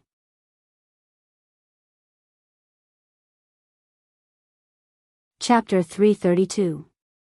Ghost Schemer Duque. Who would give themselves a nickname these days? Why did the Alliance have the name, Fire God Duque? It was because Duque was good at using fire. He burned half of the Elven Forest, burned Stormwind City, and used the FFF flamethrowers to burn down the Horde's main force in Silverpine Forest. Most of Duque's famous battles were related to fire. Giving him the nickname, Fire God, was not a bad idea. Unfortunately, Duque was not happy about it. How could a mere god of fire compare to the leader of the four major elements? What heaven-defying god of magic? That's right. I should at least be an archmage. Anyway, Duque did not want to be a fire god. Duque knew very well that the retreat was half a success. If he could do this, he would probably be given the title of strategist. That was not enough. Orgrim must have landed in the hinterlands. For some reason, there was no news from there, but Duque had to settle things here as soon as possible and mobilize troops to deal with Orgrim. If the battle at Riptide Stronghold was very tight, Duque as the Alliance's deputy commander could not leave, nor could he mobilize troops in advance. So, if Duque wanted to reduce the pressure on Riptide Stronghold, the best way was to make the Horde suffer again. The Horde's troops did not seem to be decreasing. Only Duque and the commanders of Stormwind City, who had been fighting with the Horde for the longest, felt it the most.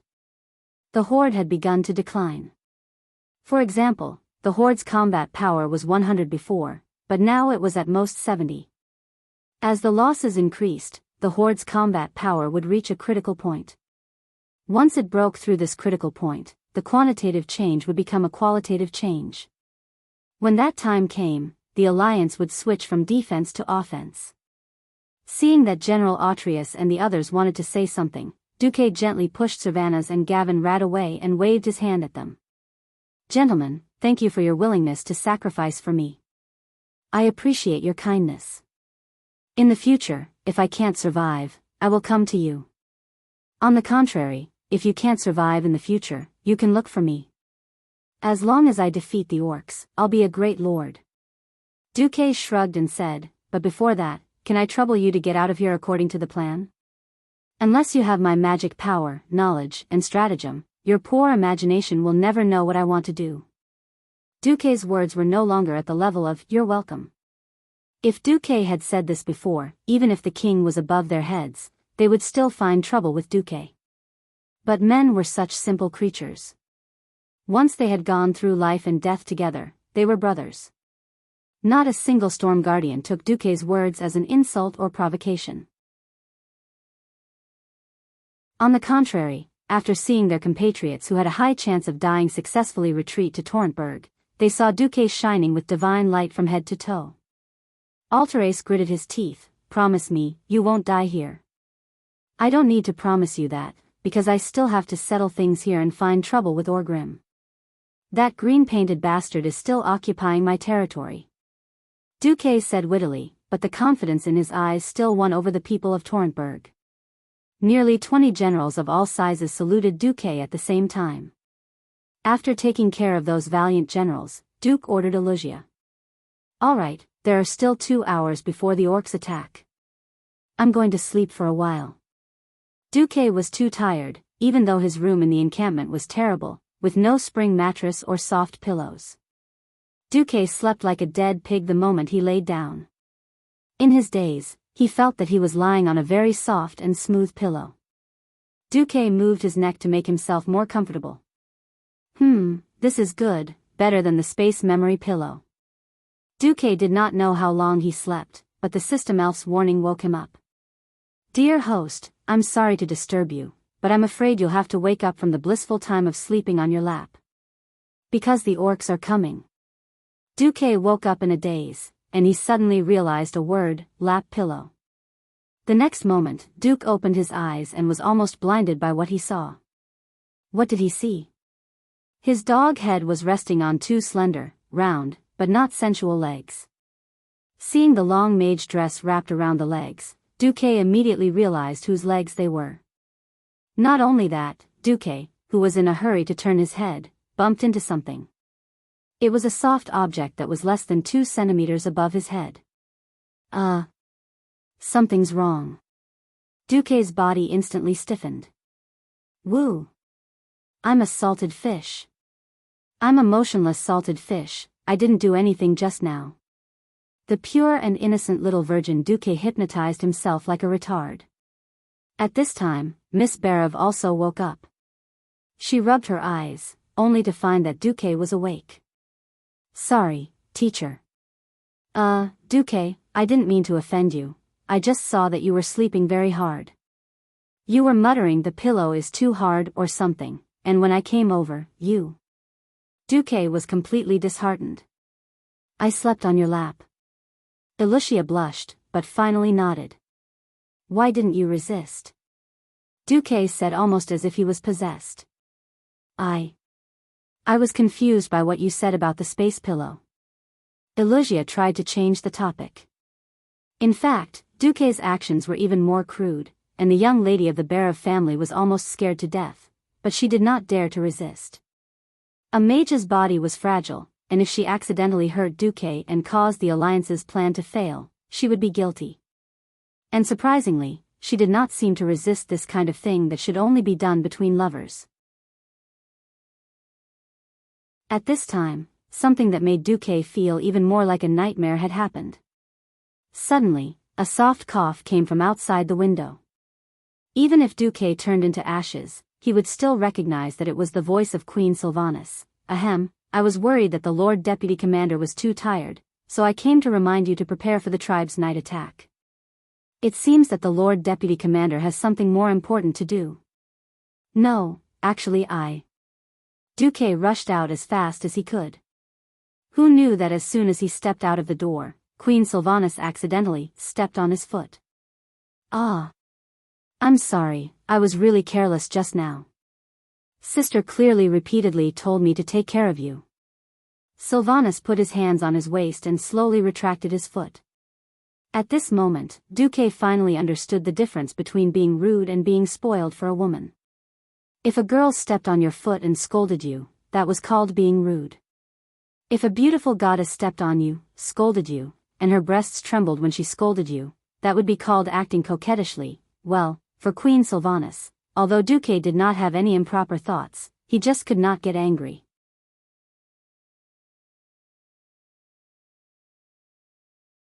Chapter 333. Duque was a pure person. Other than what he had learned from those 10 terabytes of romantic action movies, he was as pure as a saint. Well, in theory. Come to think of it, if he longed for any kind of tender love from the Windrunner, he would have to eat a moronic pill to be able to do so. A mixture of wildness and nobility was the biggest trademark of the Windrunner family. If he liked someone, he liked them. If he hated them, he hated them. There was no need to hide it. The women of the Windrunner family were so straightforward and pure. However, after a little anger, Sylvanas suddenly realized that he actually had no reason to be angry. He felt that his elder sister and Duque did have that kind of taste. At the end of the day, it seemed that she and Duque weren't even lovers. Moreover, one look and he knew that Duque didn't do it on purpose. Moreover, Duque was really exhausted during this period of time. Silvermoon City didn't lack mages, and they were also the most pampered ones. Well, today's weather isn't good, so it's not suitable for anything. I, the Pharaoh, am not serving. I'm going on strike. The cat next door was in heat last night, so I didn't sleep well. I won't do anything today. Tomorrow seems to be cloudy. I'm not in a good mood, so I won't do anything tomorrow. Endless years of emptiness had created the unique arrogance of the Silvermoon Council. If a young and promising mage like Duque was placed in the High Elves, wouldn't he be arrogant to the point of death? But for the sake of the Alliance, for the safety of more people, Duque still did it without any hesitation. In a situation where he didn't receive any support. From Sylvanas' point of view, Duque was doing 10 jobs by himself, using his strength and hard work to fill in the gap left by the departure of Aurelia and the Rangers. In this regard, Duque did it flawlessly. They were clearly more than friends, but not lovers. Why could his elder sister and Duque trust and tolerate each other so much? His elder sister was willing to go to jail for 3 months for Duque without any regrets. In order to not let his elder sister lose her trust, Duque single-handedly carried the entire line of defense. Cervantes, who was biting her lower lip, suddenly felt a little envious of the vague yet sincere relationship between her elder sister and Duque. Looking at Duque's bitter face, Cervantes found that he couldn't get angry. Does it hurt? Fortunately, at least it wasn't an axe from the tribe. Duque smiled bitterly. Sylvanus raised her long golden eyebrows. I won't apologize. But I will protect you with my life until you leave safely. Duque curled his lips. Queen Sylvanus is really an awkward person. Tonight, as always, Duque used the time difference to defend. Of course, tonight was a little different. The Horde felt that it wasn't good for there to be no progress after so many nights. Tonight, the Horde sent out a few companies of orcs to test the waters. These orc warriors from small clans were basically cannon fodder, so Red Blackhand didn't care about them. A report woke Red up. What? Some soldiers reported that there was no one in the enemy's position at all. It was just a group of mages using hand of magic to control the ballistae. Red immediately realized his mistake. The humans had long been unable to hold on, but in order to let more people evacuate, they adopted the strategy of using elites to cover the rear. Immediately send the Black Fury, Wind Raven, and Red Feather clans to attack overnight. Red casually yelled out a few names of small clans that he almost couldn't remember himself. A total of only 5,000 people launched an attack to test the waters. Although an hour later, there were reports of heavy casualties among the attacking troops, but more accurate reports came in, there were no soldiers in all the human sniping positions. It was estimated that one or a few mages were using hand of magic to control the ballistae and various kinds of crossbows back and forth at high speed. The current Red Blackhand was far from the boss-level guy in the future. At least he was a qualified commander. He immediately realized the intention of the humans. Since this natural stronghold couldn't be defended, then more troops should be withdrawn back to Torrential Fortress and layers of defense. The more soldiers the humans withdrew now, the harder it would be to attack Torrential Fortress, the capital of the humans in the Earthy Highlands. Mobilize the entire army. When the sun rises, we will attack. In the urgent sound of the bugle, the tribes began to assemble. The army from the various military camps in the rear areas of the wetlands converged on the south bank of Sauter Bridge. Nearly 100,000 orc laborers were spurred to pile up a large number of large stones used to fill the sea, ready to fill up the last stretch of the channel at dawn for the army to pass through. Cold light flashed in the darkness, and the long fangs of the orcs glowed with a bloodthirsty dark light under the moonlight. In the anxious waiting, the sun finally rose. Red waved his hand, and the bugler blew a heavy horn. Woo woo woo, it urged the orcs to bite the last of the human troops to cover the rear. As Rend had expected, almost all the positions were empty. There were no skilled craftsmen left, and the last group of craftsmen had already evacuated last night. At least 10 hours. They left behind everything that would slow them down. The scout's report made Red Blackhand's face darken. A group of strong craftsmen, prepared to evacuate in the dark without any burden, even if they were slow, 10 hours would be enough for them to travel 50 kilometers. Maybe in 3 hours, they could reach Riptide Castle, 100 kilometers away. Let the Wolf Riders cross Sauter Bridge at full speed, chase. Catch up as much as you can. The Wolf Riders riding huge war wolves waved their huge machetes and galloped across the bridge, accompanied by the roars of the war wolves. Even though most of the war wolves' huge and sharp claws were retracted into the pads of their feet, the claws that were still exposed scraped the hard bridge surface, making a harsh sound. Thousands of wolf riders were about to pass through the position at the north end of the bridge. At this moment, on the position that had clearly been investigated by the scouts and was already empty, all the ballistae and preloaded arrows suddenly moved. Manipulating them was, naturally, the hands of magic that emitted a soft arcane glow. Ambush. The leading wolf rider captain let out a shuddering roar. It was too late. In the next second, the entire sky was filled with the harsh sound of sharp arrows breaking through the wind. Who would have thought that there would be an ambush on this position that had been investigated by the scouts? The Wolf Riders were a pure offensive unit, with strong attack power, speed, and endurance, but the armor of the Wolf Riders was still only at the light cavalry level. Encountering this kind of deliberate ambush, no less than 3,000 Wolf Riders were immediately annihilated. Countless arrows pierced through the weak leather armor of the Wolf Riders and shot into the bodies of the Wolf Riders and war wolves, but there was nowhere to hide in the narrow passage in the middle of the position and on the bridge. Those arrows, as if they had eyes, accurately shot into their vitals.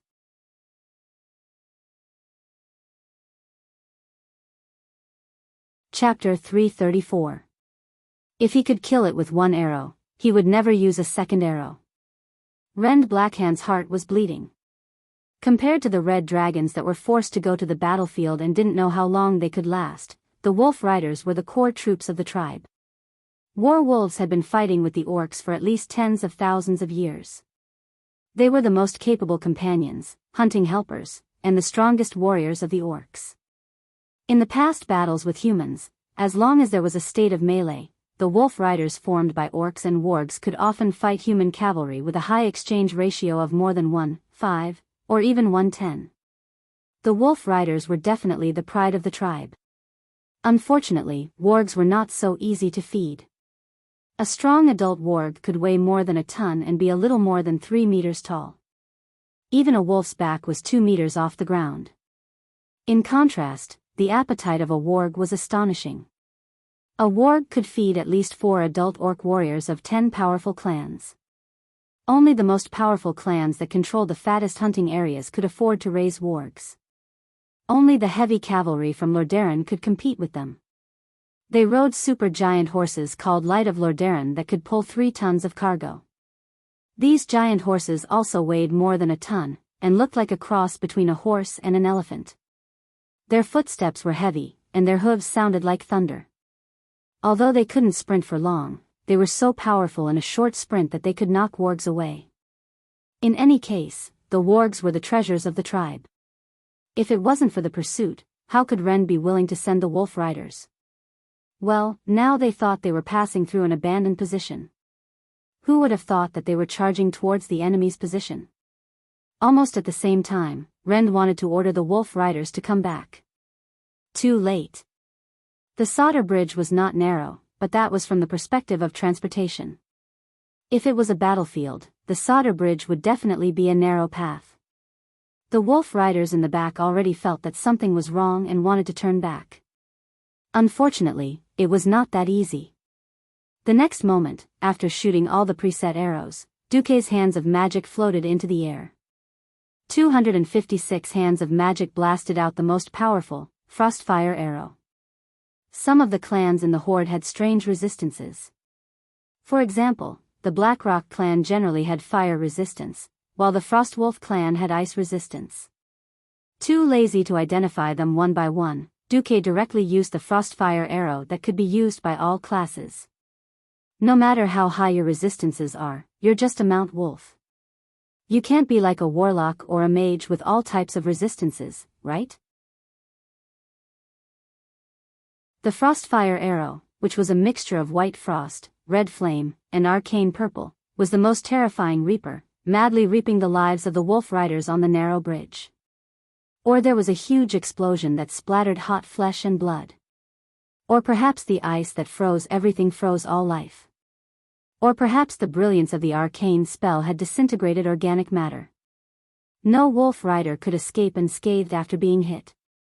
Almost at the same time, a strange buzzing sound came from the north bridgehead. The arrow rang, but the bowstring did not ring. This strange technique could only mean that one person had come, Ranger General Servanas.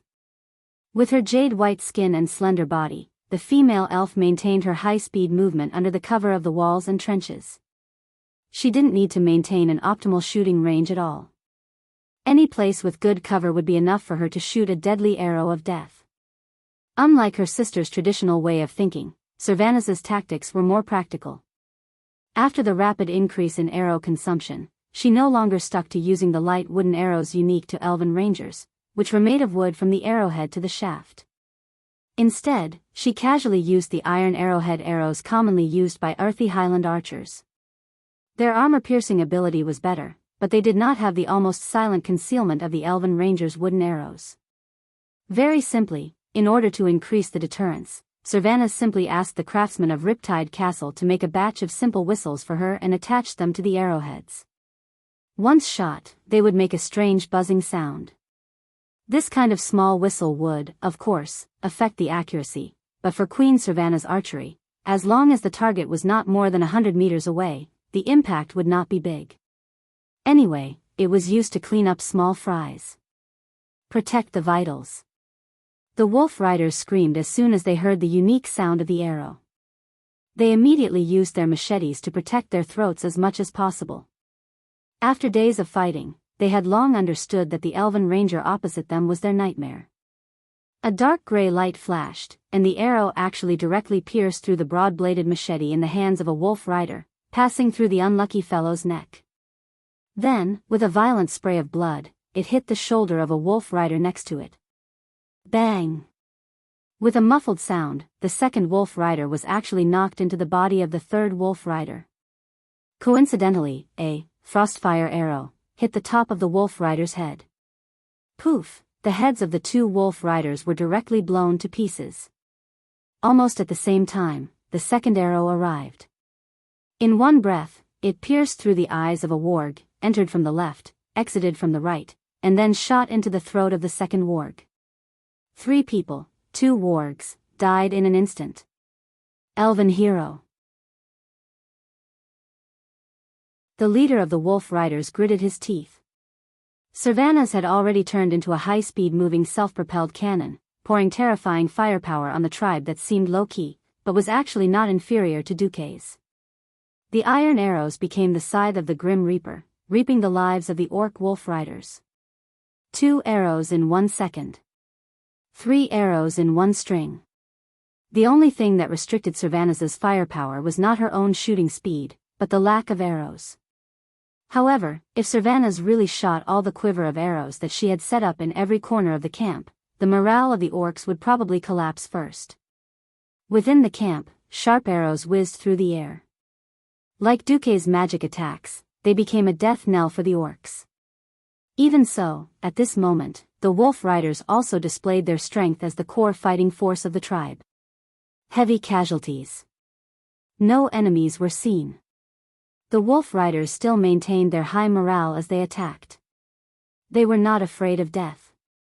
Even if they were shot to death or blown up, the wargs under them would still bravely charge towards the human camp, searching for traces of the 2 enemies hiding in the dark. Suddenly, there was a change in the human camp. In the air, tall and sturdy elemental creatures were entering the battlefield. Those tall and sturdy creatures that only existed in legends appeared in the air like shadows. There was a large-scale distortion in space. Within the distortion, 3-meter-tall water elemental giants that only had a body and 2 arms, no heads or hands, slowly materialized. The unique spell of ice mages, summon water elemental. The problem was, why the hell did Duque have so many water elemental creatures? When Antonidas summoned water elemental creatures to fight against Dan's demon army, there were only a few dozen of them. But what about Duque? 108 of them. And they were elites.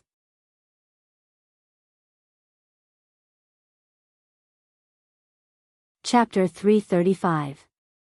Was Duque's strength already above Antonidas? Of course not. Antonidas had used his spare magic power to summon the water elementals in order to prevent Dan's minions from interrupting his spellcasting. The core was still the magic itself. The fireballs and ice arrows flying randomly in the air were the real killer moves.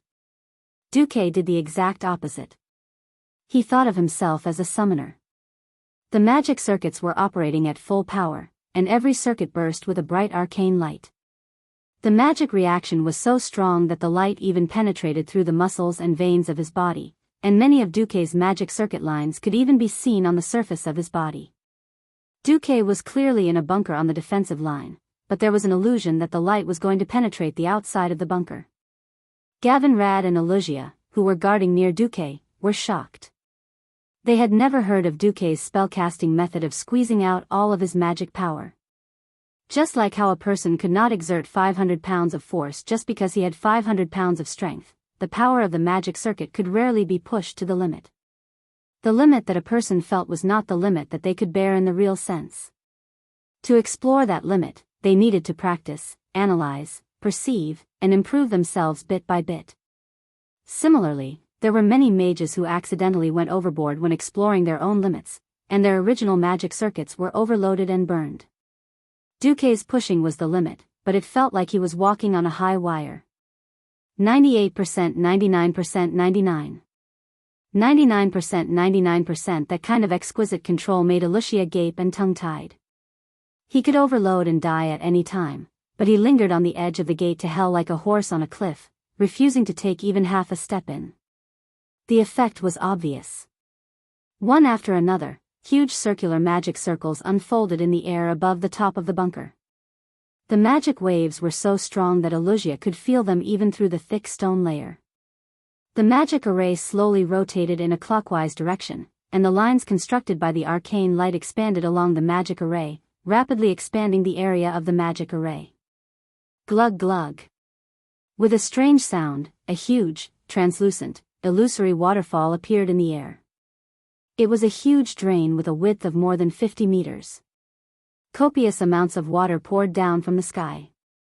There should have been a sound like a landslide or a tsunami, but in fact, there was no sound at all.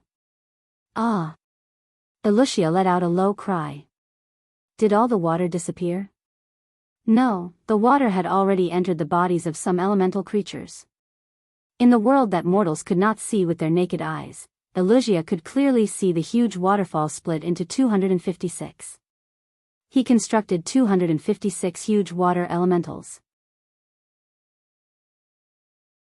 10 seconds later, the water elements crossed the boundary between the illusory elemental world and the Azeroth material world, appearing in front of the orcs. Therefore, it looked as if water elements had appeared from the void. The wolf cavalrymen were petrified. For a moment, they didn't even know whether to continue attacking or to retreat from the narrow bridge in a sorry state. In fact, no matter which choice they made, it was a dead end. They could only watch helplessly as death approached them step by step. Through the firing hole in the bunker, Gavin Raid saw the water elementals on a killing spree. The biggest characteristic of elemental creatures was that their core was an element.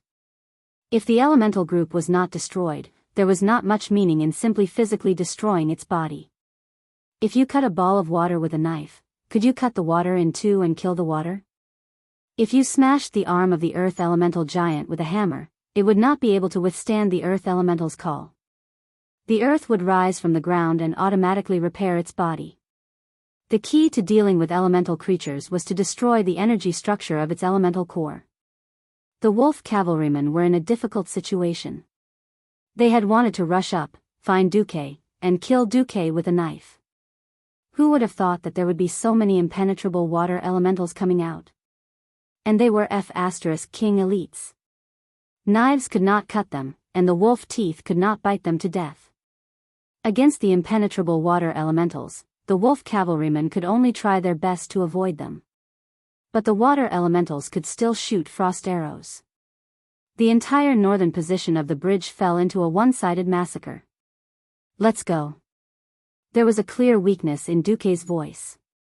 Alicia looked at Duque and said to Gavin Raid, I don't have much magic left.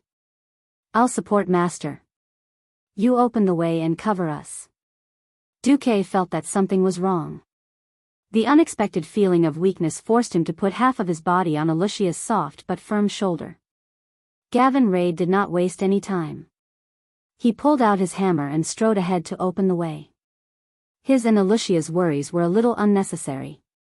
With the protection of the water elemental army and Savannahs, the god of death, it was impossible for any orcs to get close.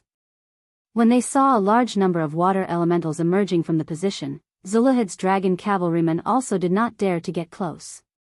After a few turns, it actually did not take much time. Duque and his party had already passed through the tunnel under the hill. They came to the back of the hill. The view in front of them suddenly opened up. 100 fully armed Highland Knights of Riptide Castle were waiting there. After Duque sent away 80% of them without anyone noticing, these promised knight candidates had already come to Duque and swore their loyalty to Duque. Duque also followed the ancient etiquette and used the magic staff he inherited from Mediv, the incomplete Atish, to touch the shoulders of these knights on both sides. The official knighthood ceremony was to touch the left and right shoulders with a long sword. Firstly, Duque was a pharaoh, and the rule of the mage lords was to use a staff instead of a long sword. Secondly, Duque only now realized that he did not even have a suitable staff other than the head of Atish. In order to show respect, he had to tie a sandalwood stick to Atish and use it as a temporary staff. What made Duque's head hurt the most was that even though it was only the head of Atish, it actually provided a magic boost that surpassed all the common goods on the market. No matter what, the swearing ceremony was sacred. King Salas even snuck over to witness the ceremony with his own eyes.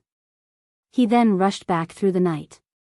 When 100 of them were raised and lowered in unison, when the neat and uniform movements were displayed in front of him, he could not help but feel a thrilling power in his heart, and he had the urge to immediately cheer. Greetings to our Lord, Grand Duke Marcus. The uniform roar pierced through everyone's eardrums like thunder. That's right. These outstanding knights were now Duque's strength. Duque smiled. Let's go, we're going to give the orcs a big gift. A big gift? What kind of gift? A gift that could cause more casualties than the thousands of soldiers who volunteered to cover the retreat? Although the knights were extremely determined, everyone was curious and excited about the big gift that Duque mentioned.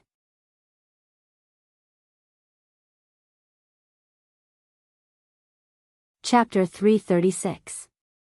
After crossing the Sodder Bridge and entering the Arthi Highlands, one only had to follow the road that curved towards the west to arrive at the main city of the Stromgard Kingdom, Torrentburg. As the ancient capital of the Arathar Empire more than 2,000 years ago, a thick dirt road that had been trampled by countless people, horses, and all kinds of animals for thousands of years, at this moment, anyone who stared at the road would find that the road was shaking. Not only the dirt road, but the entire land was shaking, as if a waiter was serving a glass of beer to a customer on a tray. No, the entire Arthi Highlands seemed to be trembling slightly. If one could look down from above, they would see that there were 3 groups of people running wildly on the road. The first group was nearly 10,000 infantry and craftsmen from Torrentburg. After a night of rapid marching, they were less than 20 kilometers away from Torrentburg. The Highland cavalry of Torrentburg were not far from them, and there were constantly mounted scouts scouting behind them. Similarly, there were also a small number of Griffin cavalry joining the scouting ranks. There were not many people in the middle group, only a pitiful 100 riders and 1 carriage. The last group was a sea of green orcs. At least 30,000 orcs were less than half a kilometer away from the middle group, trying to catch up with them and tear them to pieces. It was not that the middle group was faster, but whenever a wolf rider got within 300 meters of the middle group, there would be a long arrow piercing the dawn. The shining arrowhead was like a black shuttle, and all the light slid past it with a sharp whistling sound. No matter if the person dodged or blocked, they would definitely be shot in the vital parts and killed. In the back of the carriage, there was a man with a bow. His golden hair was flying, and his green ranger cloak was a flag. That flag represented a name that everyone in the tribe knew, Servanas. And in front of the whole group, there was a knight shining with holy golden light, holding a flag high. The flag's design was very simple. It was a blue storm that looked like a tornado. To the orcs, this flag was no stranger. It represented another enemy of the orcs, the human mage hero, Duke Marcus. The Alliance clearly had many other flags, but the simple-minded beastmen only remembered a few. Duque's blue storm flag was the one that left the deepest impression. They were so frantic in their pursuit of Duque that they did not even realize that they had already left the mainland and were running towards the northern part of the Arthi Highlands. The orcs were foolish, but the knights who had just joined Duque were not. Why did Duque do this? Wasn't it to distract the orcs and prevent them from catching up with the retreating soldiers of Riptide Castle? Even if they had sworn their allegiance, their origins would not change. Their memories were still haunted by the deep feelings they had for the Arthi Highlands. In a moment of excitement, the blue storm flag in their eyes changed. It was as if it had become the battle flag of Thoradin the Great that shone on the battlefield 2,800 years ago. Duke's slender figure seemed to overlap with the legendary Thoradin the Great. Just as lofty and great. Just as selflessness that crossed the boundaries of clans and nations. For the sake of the future of the human race, he stood at the front line against the foreign races without complaint or regret. The eyes of the knights quietly became moist. Soon, their moist eyes widened in shock. The sun was high up in the sky. The vast mountains to the north of the Arthi Highlands were already covered by the sun's rays, breaking through the misty morning fog. Everything on the highlands was dyed with golden light. But in the distance, the outline of an incomparably huge human figure could be faintly seen. "My lord. We can't go any further. That is one of the few forbidden areas on the Arthi Highlands." "There is." A knight cautioned Duke. Duke smiled mysteriously. "Are you talking about Fosrek?" "That's the one I'm looking for." The knight was completely dumbfounded. "What? My lord is looking for trouble with Fosrek?" The sunlight was like a violent giant axe, splitting the clouds in the sky and pouring down on the earth. On the Arthi Highlands, green grass was everywhere. Spring flowers dotted the entire highland grassland. But on the grassland, a dazzling bright green covered the natural green of the grassland.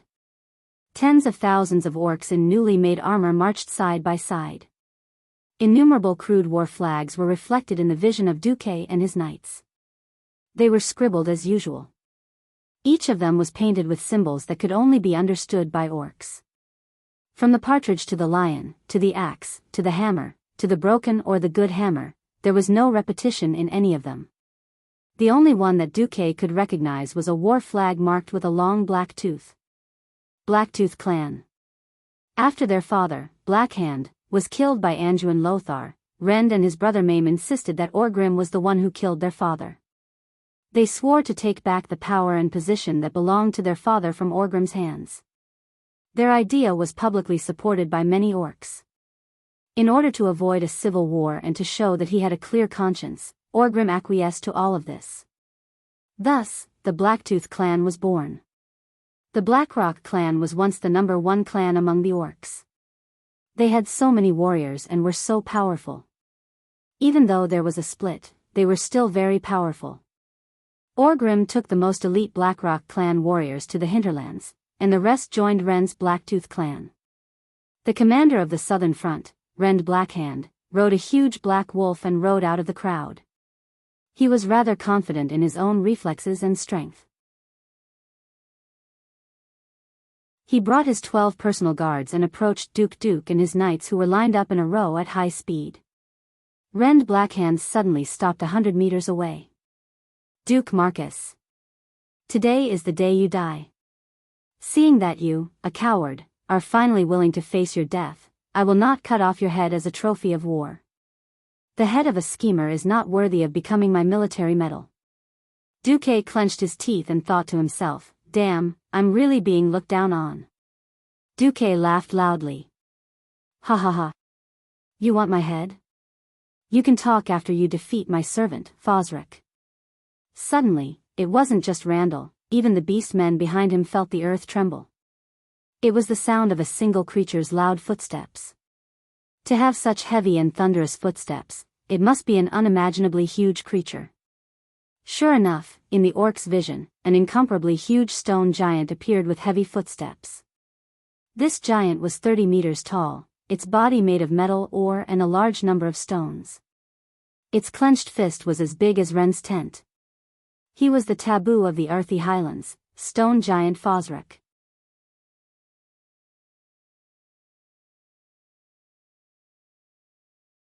Chapter 337. Day after day, year after year, the stone giant Fezrek wandered around the Arthi Highlands. No Arthi knew what he did. He never attacked people, but once he was attacked, he would tell you what the wrath of a giant was. Thousands of years had passed since ancient times. Countless people had tried to kill Fezrek to obtain the legendary treasure. Some had even gathered several powerful radiant moon mages to encircle and kill the stone giant. No one had succeeded. No. They had succeeded. In historical records, at least 3 groups of people had succeeded in killing it. In the end, there was nothing. There were no treasures, no clues to any treasures, only worthless stones and a large pile of iron ore. However, after a few days, the stone giant Fezruk came back to life, forgetting about the humans who had attacked and killed him. He seemed to wander around the designated area of the earthy highlands in a daze. But the orcs did not know this story. Hearing the orc leader threaten Duque in the common language, and Duque shamelessly claiming that Fezruk was his servant, the knights around Duque all understood what kind of person their master was. Damn it. He's full of evil tricks. But, we like it. A boss who can kill the orcs is a good boss. Those who were wary of mages as lords naturally did not choose to follow Duque. Those who were willing to follow him were, of course, mentally prepared. Moreover, after fighting with the orcs for so long, they had more or less lost friends and family in battle. Seeing that the orcs were about to occupy more than half of the earthy highlands, how could the knights be in a good mood? In the end, the actor Duque, with a group of extras, walked past the stone giant. As he walked past, Duque did not forget to shout, "Kill him, Fezruk." In the carriage, Alicia, who was standing behind Duque, was so nervous that her heart was about to fly out of her chest. She could not help but tightly pull on the corner of Duque's shirt. Duque was stunned. He was a little unhappy at first, but seeing Alicia's expression, which looked like she was about to cry but did not dare to, Duque could only comfort her softly. "Don't worry, Fezruk won't take the initiative to attack. What if we accidentally touch it?" Alicia's eyes were filled with tears. Duque patted Sylvanas on the shoulder and said, "Don't worry, Sylvanas has misled." Queen Sylvie glared at Duque, clearly saying, "You're full of bad ideas." Seeing Sylvanas' expression, Alicia calmed down a little. Sure enough, Duque's group quickly passed through without any danger. On the other hand, the stone giant, Fezruk, continued to march forward in the direction of the Horde's army. If today's commander-in-chief was not the young and energetic Red Blackhand, but a more mature tribal chief, he would definitely not act so rashly. Unfortunately, there were no ifs in this world. Let the dragon cavalry attack.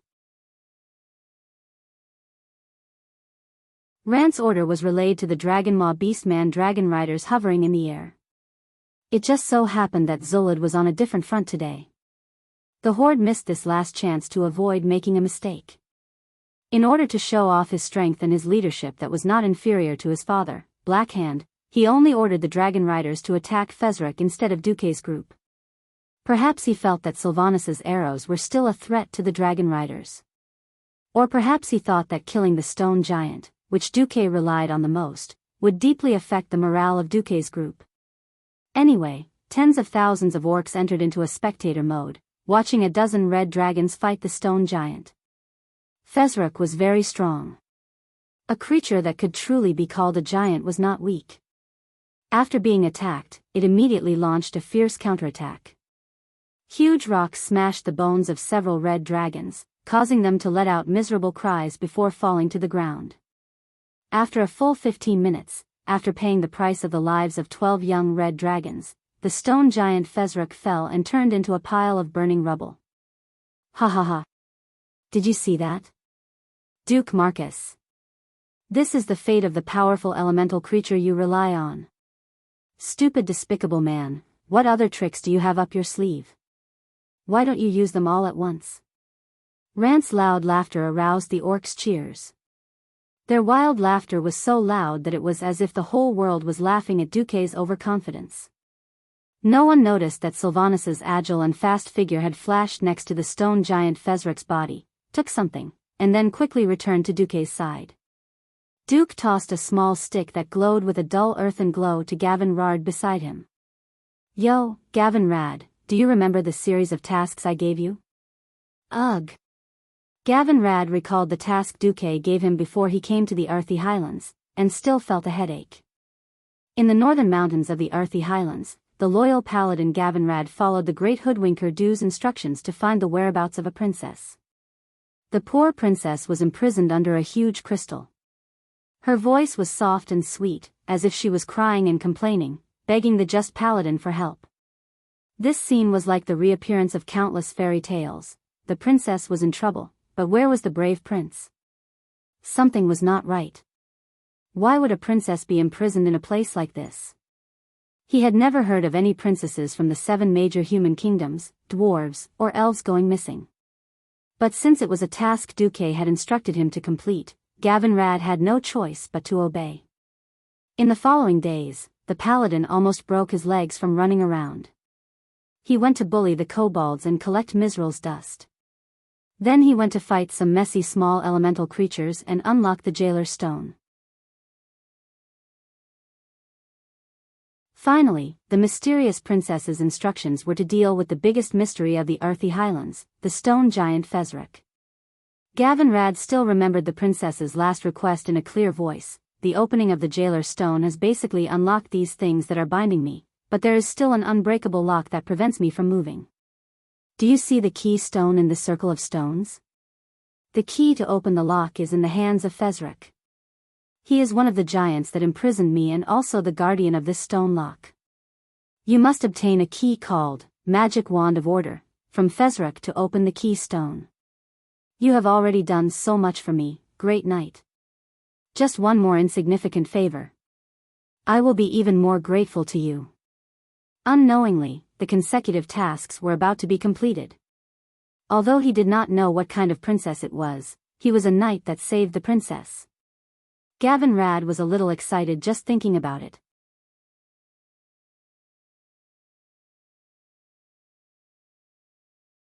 Chapter 338. Duque patted the shoulder of Gavinrad, an aristocratic paladin. Trust me, the princess of Azeroth is most likely a trap. In his mind, Duque silently replaced the most with all. The young man Gavinrad's face was filled with endless confusion. Sir Marcus knows what kind of princess is down there. What is it? Her voice is so beautiful, then why, Duque said righteously, the creator is fair. Most people with a beautiful voice are not beautiful. Most people with a beautiful voice do not have a beautiful voice. Those with a beautiful voice and a beautiful face. Well, the probability is very small. Besides, when you heard the title, Princess of the Earth, did you really not associate it with the elemental system? Gavinrad's face instantly turned pale. At the same time, a terrible roar came from under the circle of stones. In the previous game, the Princess of the Earth suddenly appeared like a flash. Now, in the real world of Azeroth, the appearance of the Princess of the Earth was, of course, very real. On the piece of land that was the focus of tens of thousands of people, the earth was shaking violently. It was as if a huge active volcano had suddenly been born under the ground. There was a faint shaking sound, as if a lava behemoth covered in flames and magma was about to break out of its cage. Gavinrad suddenly found that in several other places in the Earthy Highlands, bright pillars of light rose into the sky, and those places happened to be where he had been before. Those were the places where the outer confinement magic circles were located. Obviously, the unknown terrifying creature that called itself Princess was breaking the last shackles under the ground. Not good. A despicable human trap. Retreat. Everyone retreat. Rance shouted loudly. He really did not believe in Duque's integrity. Just over half a year ago, he had seen with his own eyes that Duque had ignited the whole of Stormwind City and pulled 100,000 Blackrock compatriots into a fiery hell. Everything was not right, and with the Great Chief's order to retreat, the Beastman army suddenly fell into a panic. Everyone, whether it was the wolf cavalrymen who were eager to avenge their fallen companions or the Beastman warriors who were advancing on foot, was a little confused. Then they turned around and fled in a panic. In their minds, as long as they stayed away from the strange stone fence, everything would be fine. My lord, it's time to retreat. Duque's knight hurriedly shouted. Duke! It's too close. It was Gavinrad's voice. Duque! Queen Sylvie shouted with concern. Lucia quietly tugged at the corner of Duque's clothes. Duque was the only one who was incomparably calm and collected. His face was as calm as the wind and clouds. Oh, no, it was a pretentious expression of someone who forcefully turned into ashes while talking and laughing. Under his feet, a small iceberg was emerging, lifting Duke's figure high up, so that every knight could see him, and every blockhead who dared to turn his head could see his figure. Retreat? What retreat? I'm the one who created this trap. How could I be the one to fall into it? This is the third time I've laid a trap to exterminate the orcs. From now on, I want every orc to tremble at the sound of my name. I want every orc to never dare to fight against the humans. I want every orc to crawl under the feet of the humans and accept justice. I want them to pay the price for the orcs' invasion and massacre of the intelligent races in the world of Azeroth. I want the name of the Alliance to resound through heaven and hell, along with Duque's loud and clear declaration. Gavin Rad, Lucia, Sylvanas, and the 100 Knights all raised their heads high. If it were anyone else who said this, they would be a braggart who could do nothing but brag. But he was Duke Marcus, the acknowledged master of battle tactics and strategies in the entire Eastern Kingdom and the entire Alliance. There was an uncontrollable sense of excitement in their hearts, making everyone's blood boil. There was no more uneasiness, no more fear. Especially the 100 Knights, they were filled with anticipation.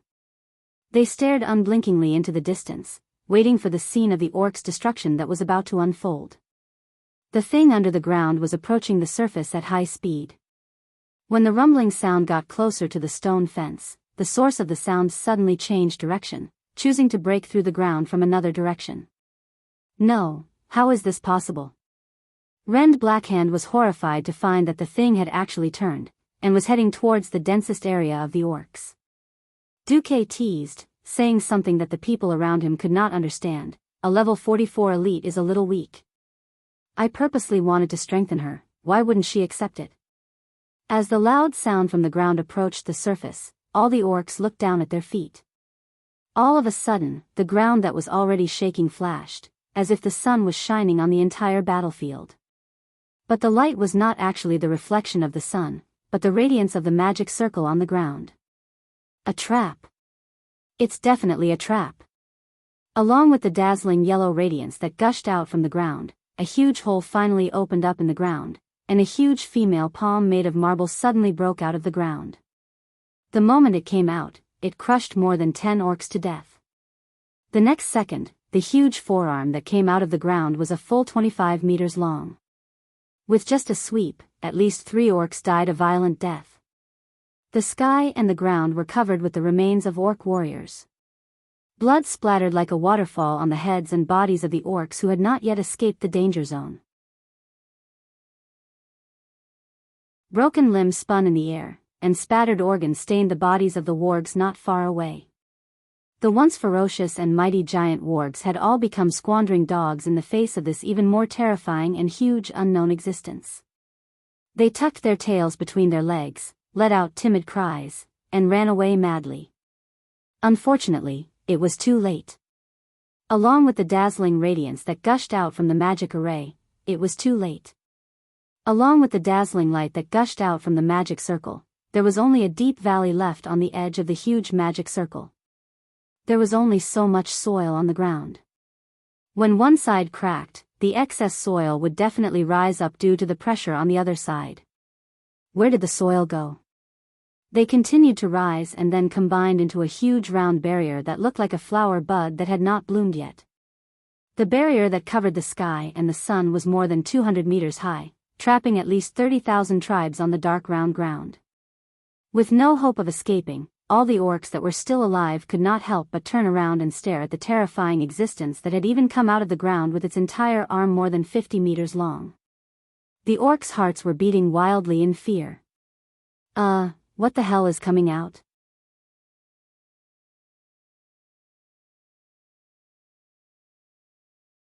Chapter 339. The terrifying existence that emerged from the ground finally broke through the soil and crawled out of the ground. Like a landslide, a large amount of soil that seemed to be able to fill up the entire solder straight fell from her gigantic body. The splash sound was reminiscent of a rainstorm. Her figure was so huge that every orc had to raise their heads to the limit to see her full face. It was a female stone giant that was more than 100 meters tall. She had a rough human face, with a terrible brandy nose in the middle of her face. He had short flaxen hair, which was passable. Aside from her low looks, her body proportions were not bad. At least she was presentable. She wore a long white dress made of an unknown material. She did look like a princess. Unfortunately, her thick and strong limbs were not acceptable to human aesthetics. When her towering skyscraper-like body was fully revealed in front of the orcs, everyone felt a huge pressure descend on the battlefield. A very pleasant and clear voice with a strong sense of mockery resounded throughout the battlefield. He he he. Foolish and insignificant mortals. Thank you for saving me, the great Princess Mizral, from that damned imprisonment. As thanks for your foolishness and ignorance, I will kill all of you. Kakik, after seeing the image of the princess he had saved through the magician's eye, Gavin Rad, one of the 5 holy knights, cursed. Bastard. Give me back my beautiful dream. Damn it. What kind of princess is this? I don't believe in love anymore. Gavin Rad's only consolation was that he was not the fool who had summoned Princess Mizral and then beaten up by the princess. Ha ha ha. Gavin Rad, why don't you go have a date with your precious princess? Queen Sylvanas bent over and laughed heartily. Hoo hoo. Elusia covered her mouth like a lady, obviously trying to hold back her laughter. Only Duque, who had already seen through everything, comforted the poor girl. Dear Holy Knight, have you forgotten the virtue of a holy knight? A holy knight will not act for the sake of rewards. Or do you think that the ones who need to be sealed or imprisoned are ordinary humans? No, I think it might be a high elf that isn't recognized by Silvery Moon City. Gavin Rad immediately received a supercilious look from Queen Shi. This first generation of the 5 holy knights had obviously been taught a lesson by Queen Sylvanas in the name of learning from each other. He immediately became dispirited. Duque gave Gavin Rad a look that said, "You're a man, you can't back down." Gavin Rad rolled his eyes. "If you're so good, why don't you go?" Duque curled his lips and looked at his mage badge. "I'm a gentleman." Gavin Rad rolled his eyes for the second time. *CK, the tribe's southern front army is in trouble. The Dragon Maw Beastman cavalryman hovering in the sky only had this thought as he saw this scene.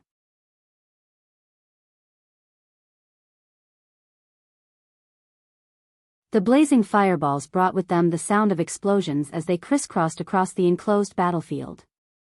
Not only were there deadly, fireball, spells, but there were also, Frost Nova, and Lightning Shield, spells.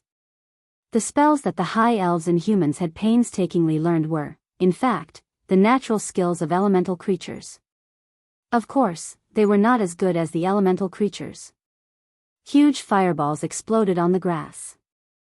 Regardless of whether they hit anyone or not, a chaotic gust of wind mixed with flesh and soil would immediately follow. Even the most courageous beastmen couldn't help but subconsciously stop moving. Terrifying shockwaves, some white and some yellow, were like drops of water falling on a calm lake during a rainstorm. The bright rings spread out one after another. However, any of the bright rings represented death and destruction. Whether it was the burly orcs or the huge wolves that weighed more than a ton, they were all sent flying by the shockwaves of the elemental magic explosion. If they were unlucky and encountered several shockwaves at the same time, they would really die without a complete corpse.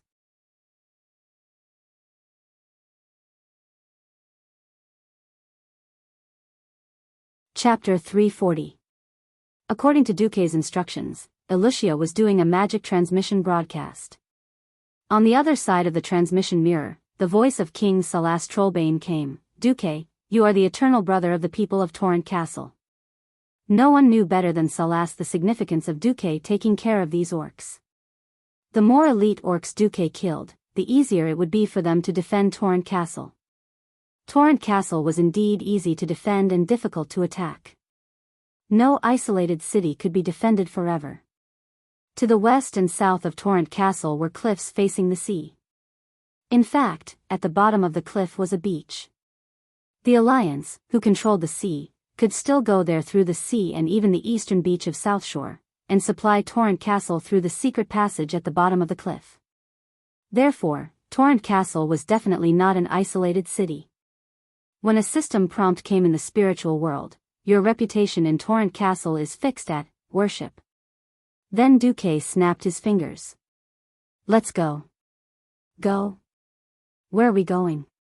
Asked Sylvanus. It's time to go to the hinterlands.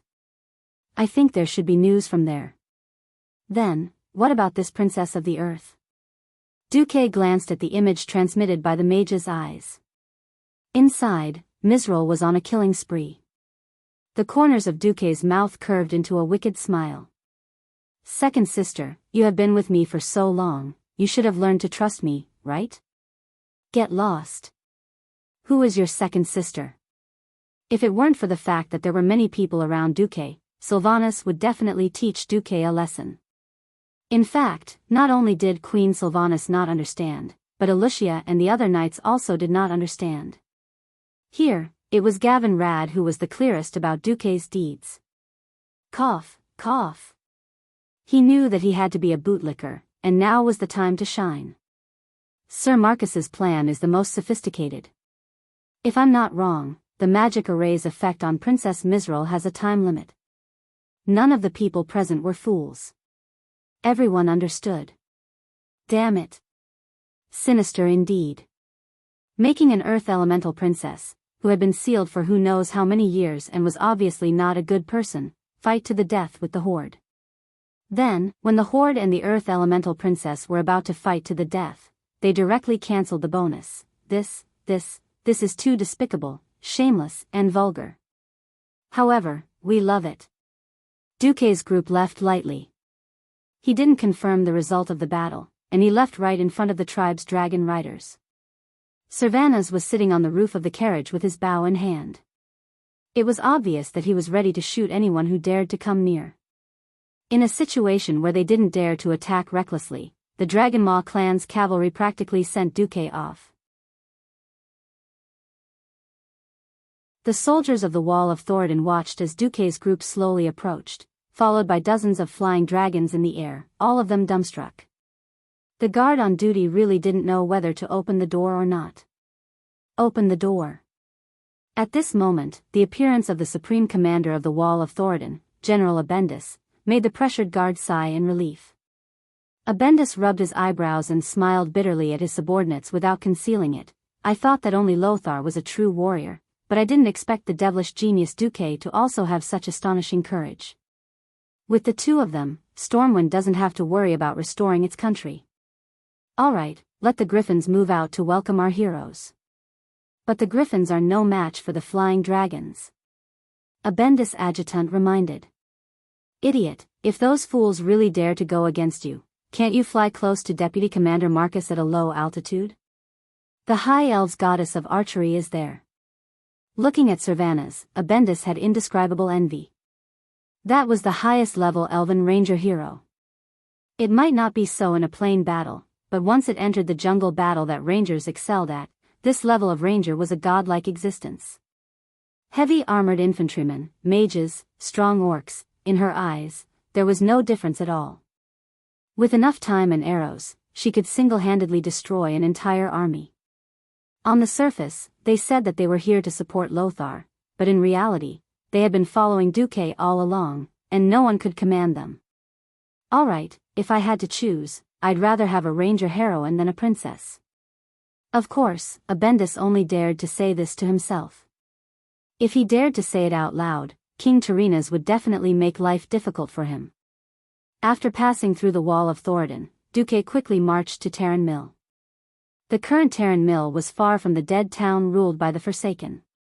There was no messy poisonous gas, and there were no eerie bones. Terran Mill was now just a territory under the rule of Alterac and the Bara family. At this moment, a large army was gathering on both sides of the road south of the town. The leader of the army was holding a golden lion flag on a blue background, which clearly showed that this army belonged to the Stormwind army. King Lang stood straight on the back of his horse like a sharp sword. The fallen king, who had once lost his capital like a stray dog, now looked very different. Loyal knights surrounded him and protected him.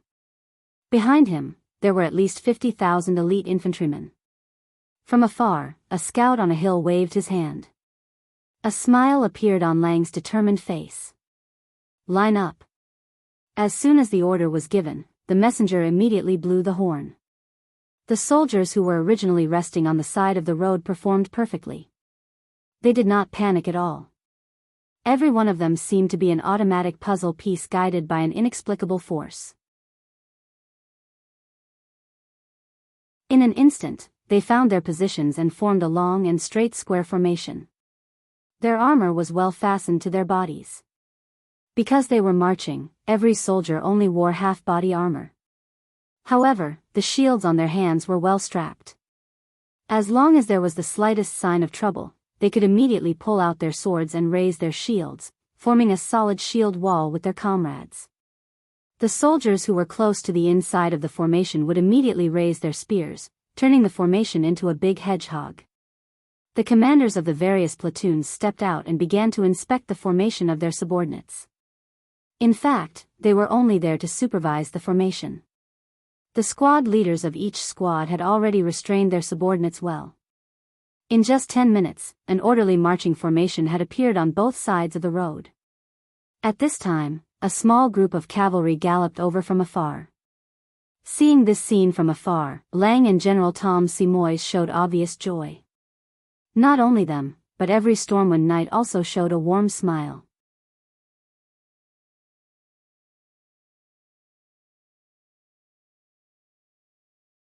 Chapter 341.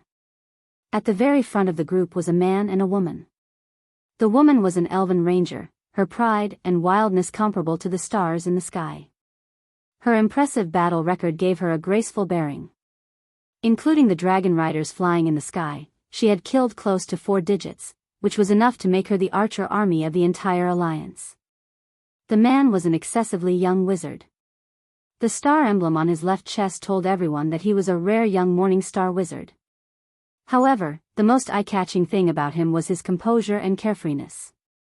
It was as if he could annihilate thousands of troops just by talking and laughing merrily. Every single soldier was deeply attracted by his unparalleled demeanor. Moreover, the brilliance of wisdom in his eyes revealed his commander's temperament without a doubt. Lang sighed softly. Lothar did well in Silverpine Forest. General Seamus replied, "Yes." Commander Lothar was born to be a commander. While Duque was busy with the Battle of the Arthi Highlands, Lothar had indeed done well there. He made use of the Horde's eagerness to expand their living space, pretending that the defensive line had collapsed. After sacrificing nearly 100 kilometers of defensive line in the south of Silverpine Forest, he organized all the cavalry to wrap the orcs in a dumpling. Then, with the help of the FFF's flamethrower unit, they surrounded and killed 50,000 orc warriors in one fell swoop. This completely changed the power ratio between the Alliance and the Horde in Silverpine Forest. After this battle, the Horde basically lost the ability to break into Tirisful woodlands. However, with Gromhelscream choosing to defend to the death, the Alliance's attack on the Horde's camp felt like a mouse trying to pull a turtle. It was already a blessing for a country to have a commander. Who would have thought that the 2 most dazzling commanders in the entire alliance were actually from Stormwind? Even Lang, who had watched Duque's rise step by step, felt a sense of happiness, as if a pie had fallen from the sky and smashed into his stomach just as he was about to starve to death. After a series of battles, not only were the citizens saved, but Stormwind's elite soldiers were also trained. Soldiers who had never experienced real battle, no matter how well they were trained, were still rookies who could easily die in battle. Looking at the 8 nations of the Alliance, none of them were as fortunate as Stormwind City. With the 50,000 elite soldiers that had been withdrawn from Stormwind City as the backbone, they had successfully trained a total of 120,000 power soldiers through 2 defensive battles. This was just a rough figure. In reality, according to Duque's guidance, there were disguised killings of prisoners of war in Stormwind's territory. It was also not entirely correct to accuse Stormwind of murdering the captives, as it was nominally a gladiatorial competition. However, it was usually 10 fully armed militiamen with 4 weeks of military training against one orc. The militia could kill the beastmen at will, but the beastmen were not allowed to kill the militia. The death of any militia would result in the beheading of 20 orc captives. Stormwind used this method to quickly and effectively train all the adult men. Although the Church of Holy Light had also complained about such behavior, the Rotterdam Kingdom also had gladiatorial arenas. Killing captives in such a way was really inexcusable. Moreover, among the hundreds of thousands of refugees in Stormwind, who did not have a blood feud with the orcs. If Stormwind was really desperate and did not hesitate to go all out, they could immediately summon 300,000 soldiers. Would the orcs be afraid of that? Of course, Lang would never send the last man in Stormwind to the battlefield unless it was absolutely necessary. Because it would definitely be a nightmare for the grand plan to restore the country. Fortunately, King Lang had Duque. He was the most meticulous commander who would use the smallest price in exchange for the greatest results. Duque. Seeing Duque approach, Lang was the first to get off his horse and open his arms to welcome Duque. Duque was a little flattered. In his and everyone else's impression, only Anduin and Medivh, the king's childhood friends, could receive such treatment from Lang. Even Duke Bolvar, the heir of the Fordragon family who had been loyal to the royal family for 1,000 years, did not have such treatment. It was obvious that Duke Marcus would be an unshakable name in the core ministers of Stormwind from now on. Duque, you've worked hard. Lang's eyes were filled with undisguised tears. They were filled with pity, lament, and more than anything else, he was touched. Everyone knew that once the tribe was defeated, the one who would benefit the most would definitely be Stormwind. It would go from a perished country that existed only on paper to a powerful country that could shake the world. The people were still there, the army was strong, and the navy was strong. What it lacked was the rich land that it used to have. Finally, when Lang finished hugging, Duque broke free from the suffocating bear hug. No, it's all worth it for Stormwind. There's no need to be humble. We all know about your great achievements in the Earthy Highlands. General Seamus flattered Duque bluntly. 35,000 orc soldiers and 12,000 laborers were killed in battle, and 23,000 were seriously injured. You're really fierce in this battle. Duque was a little embarrassed as he rubbed the tip of his nose with his index finger. No, I didn't do anything. The key was that I found a record of Princess Misral from an ancient book in Karazhan. Then, I first broke her shackles, then defeated her, and then imprisoned her. Well, even I feel like I had nothing better to do. Duque spoke so casually about defeating the fierce attack of hundreds of thousands of orcs, but it made the people around him feel a sense of respect. Patting Duque on the shoulder, Lang got straight to the point. All right, I'll leave my 50,000 elites to you. You saved them in the past. Even if I have absolute confidence in you, but I'll say this first, every man in Stormwind will be one less man. I don't want you to lose them by accident. Duque assured him. Don't worry. I'll bring 50,000 people, and at least an additional 100,000 elites for the Alliance. Almost at the same time, in the hinterlands. There, my king. Look. Kudrin Wildhammer, the king of the Wildhammer dwarves, a dwarf king with a beard that looked like orange flames. As the most famous griffin knight in the Wildhammer tribe, he had the best partner, and that was his griffin, Scarlet. A dwarf named Farland was pointing in the direction of his hand. Kudrin's sharp eyes caught something. He kicked Scarlet with his heel. His griffin let out a soft neigh in response, tightened its wings, and began to dive down. Soon, he could vaguely see a large group of things passing through the forest below. Trolls? No, definitely not. Ever since the War of the Three Hammers 230 years ago, the Wildhammer dwarves left Cosmodan and went north to the hinterlands to rest and recuperate in the Eagle's Nest Mountain. They had many conflicts with the trolls here. The Wildhammer dwarves could recognize the trolls even if they were ashes.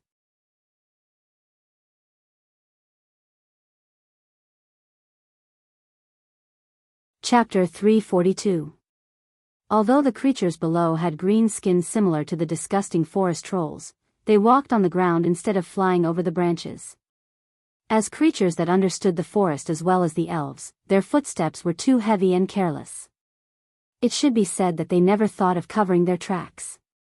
When they passed through an empty field, Kudrin saw those creatures clearly. They were taller and more muscular than humans. They had thick muscles and long legs that were as heavy as elephants. They were either carrying heavy weapons like axes and hammers on their backs. No matter what these creatures were, they were preparing for war. To hell with green-skinned monsters. They're so ugly. Kudrin pulled the reins backwards, causing the griffin's head to tilt backwards. It was a signal for the griffin to ascend. Scarlet swung its long golden tail, spread its huge wings, and flapped them a few times, stirring up a large gust of wind as it once again ascended into the sky. There, Flander and the other griffin knights were circling, waiting for their king. Kudrin rode on Scarlet and joined the flying formation. Go back. Kudrin called out, and the entire squad of griffin knights began to fly at high speed. The wind howled in their ears, and everything in their field of vision was flying backwards at high speed. The strong wind blew his well-combed beard and hair to the side, pulling at his chin. Flying day after day also made his skin rough and full of the smell of weathering. Even so, he and his subordinates were still immersed in the pleasure of flying without gravity, unable to extricate themselves. Fly. This was even more exciting than the 3 consecutive hairpin turns on Mount Akina. After a high-speed flight, a huge stone sculpture in the shape of an eagle was overlooking the land of the hinterlands from west to east in a domineering manner. That was the home of him and all the Wildhammer dwarves, Eagle's Nest Mountain. Ever since the terrible War of the 3 Hammers, the dwarves split up. Although they did not have any deep conflicts with their Bronzebeard brothers, they still chose to refuse to live under someone else's roof. They crossed the huge strait, crossed the earthy highlands, and arrived at Eagle's Nest Mountain. Here, they became good friends with the Griffin tribe that lived here. Soaring in the sky with their Griffin friends always brought them pride and joy. It was a pity that this flight did not bring Kudrin any good mood. The great demons attacked, bringing with them a large group of despicable and crude unfamiliar humanoids. Everyone gather, unless you want to see those ugly green-skinned creatures stroll through our land. Holding a bonfire party on our land with the corpses of our people. Kudrin roared with his thunderous voice. Not long after, the entire Eagle Nest Mountain was roused. Get ready to fight, lads. We're going to let those green-skinned monsters know that they're not welcome in the hinterlands. Kudrin waved his war hammer. Half a day later, Stormwind's army that was advancing in the northeast of the Hillsbrad Hills received the news. After the handover, King Lang returned to South Shore and guarded it with Bolvar. The commander of this army was naturally Duque. Are you sure that they've formed an alliance and are not just passing by? Cervanus asked an elven ranger nervously. With only one combat team left, the elven rangers were no longer enough to form a fighting force, so they were all sent to scout by Queen Sylvanas. The scout's report made Cervanus very worried. If the great demons and orcs had really become allies, it would further confirm Duque's speculation. Even if Duque had sent Aurelia and the elites of the Windrunner family back, it would still cause a lot of trouble. The ranger replied angrily, I'm absolutely sure. I heard their conversation. Those damn great demons and orcs were communicating in broken human language. In order to make each other understand, they roared every word. It's obvious that they've reached some kind of alliance. The elven ranger showed a strong sense of anxiety, which was exactly the same as Queen Sylvanas's. They're preparing to attack the Eagle Nest Mountain and then go to Kuel Salis. Kuel Salis was the home of the High Elves. Just like how the people of Stormwind hated the orcs who had killed countless of their people, the elves and trolls hated each other. Over the millennia, too much blood had been shed in the fight for the forest. Their hatred had already melted into the blood-stained soil of the forest, so thick that it could not be dissolved. If the trolls joined the horde, it was obvious that in order to thank their new ally, the horde's spear would be pointed directly at Kuel Salis. Cervanus turned to look at Duque. The playful, competitive, and indifferent aura that wrapped around her had long disappeared without a trace. All of her aura had formed a clear domain, as if even the clock that ushered in the long-cherished wish of killing the great demons had been frozen by her fighting spirit. Savannah's ability to change her aura at any time and place made Duque involuntarily sigh with emotion. Yes, Queen Sylvanas had the liveliness of a windrunner, but also the coldness of a general.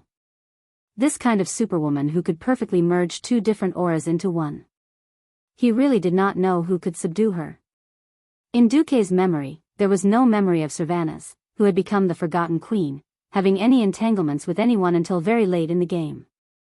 And as time went on, Queen Sylvanas became more and more extreme. Ugh, let's not think about that for now. What really changed the situation of the alliance was the third war at the Dark Portal.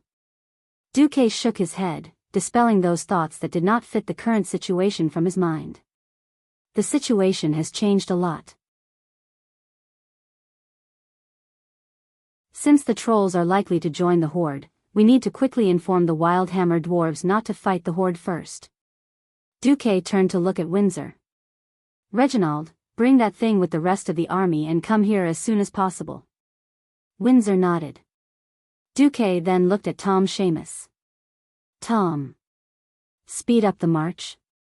I understand. Duque blinked. I need you to enter the battlefield at the right time. I will let Elusia inform you of the specifics through magic. Tom and Elusia nodded. Finally, Duque looked back at the anxious Sylvanas. Since you are in such a hurry, why don't you fly with me? Sylvanas looked at the griffin rider leading two majestic griffins. After a long while, she finally said, I don't know any riding skills. Huh? Duque's eyes widened.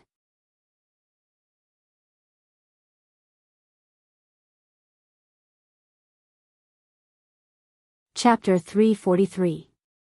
More than once, Duque had found that this Azeroth was a bit off. A deviation of 21% wasn't high, but it wasn't low either. At least it was more than 1/5. Duque really didn't know whether Sylvanas knew how to ride or not. He only vaguely remembered that both the High Elves and the Blood Elves of later generations liked to ride a chocobo that looked a bit like an ostrich. Back in the game, he had killed a certain tragic prince countless times for a white chocobo. He had almost pulled out the prince's last pair of underwear before he managed to kill it. An ordinary man was not guilty, but Kale, that's with 2 mounts, being a rich man was a sin. Well, in this life, Duque and Kale, that's didn't have any deep grudges. No matter what, Queen Sylvanas was clearly saying that even if she didn't know how to ride a griffin, she still had to take him. When it came to the safety of her homeland, she had long since entered a state where she wouldn't listen no matter what. Instead, Gavin Rad raised his hand and said, I don't know how to ride a griffin, so I won't go.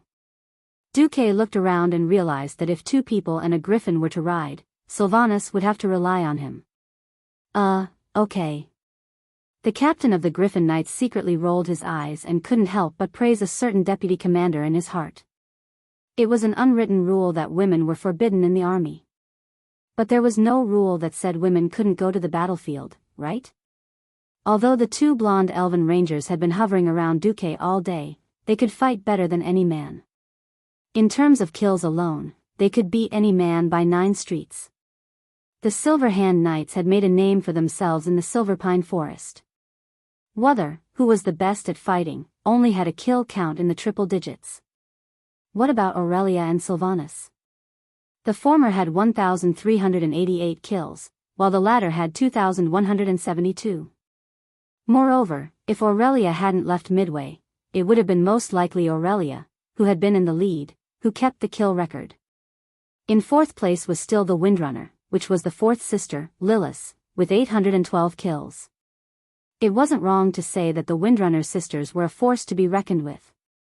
Of course, the most insane orc killer in the alliance was none other than Duque. Even though Duque had very humbly pushed out the merits of trapping and killing the horde to the other warriors, most of the merits were still given to Duque for this battle at the Strait and using Mizral, the princess of the earth, to trap and kill tens of thousands of orcs. On official records, Duque's kill count was 61,820. It had to be known that Duque wasn't just killing people. On his kill list, there were also powerhouses like the Beastman Fire Clan's Patriarch Dal Triple Bloodblade, the Storm Marauder Clan's number 2 Warlock Rakama, who was second only to Ghoul Dan. In the eyes of the Alliance's soldiers, Duque was definitely a true powerhouse. So, when they saw Servanas get on the griffin from the back and sit behind Duque, the knights all smiled. As long as Sir Duque can lead us to victory in this damn war, I don't care how many women he has. The playful looks from the people around almost made Queen Sylvanas furious. Before Queen Sylvanas could get on the griffin, Duque's waist was immediately attacked. Damn it. What now? No matter how good of a temper Duque was, he would still be angry after being attacked for no reason.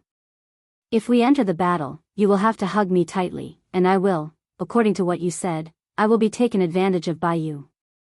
While I still have time, I will take revenge first, Servanas said with confidence. Also, we must stop the horde before they turn to quell the loss. Otherwise, I will twist your head off. Servanas confidently spoke about unreasonable things. Duque felt wronged. He had once told Aurelia what it meant to take advantage of a horde, and Servanas learned it. He even used it on the spot. No. This was already in advance. A man and a woman riding on a griffin, hugging each other's waist and holding each other's hands, was it not normal? Is there a need to take revenge on me? And it's in advance. Of course, what Duque couldn't stand the most was that Queen Sylvanas actually wanted his people to fight to the death here to stop the horde. What a joke. How could the elites of Orgrim be so easy to deal with? And in the forest where the combat power of the trolls and orcs was infinitely amplified? Moreover, if they dealt with the horde here, how could they drag the Wildhammer dwarves and high elves into the battle? No. Queen Sylvanas was too arrogant. She couldn't let this evil trend grow. At this thought, Duque pinched Queen Sylvanas' thigh hard.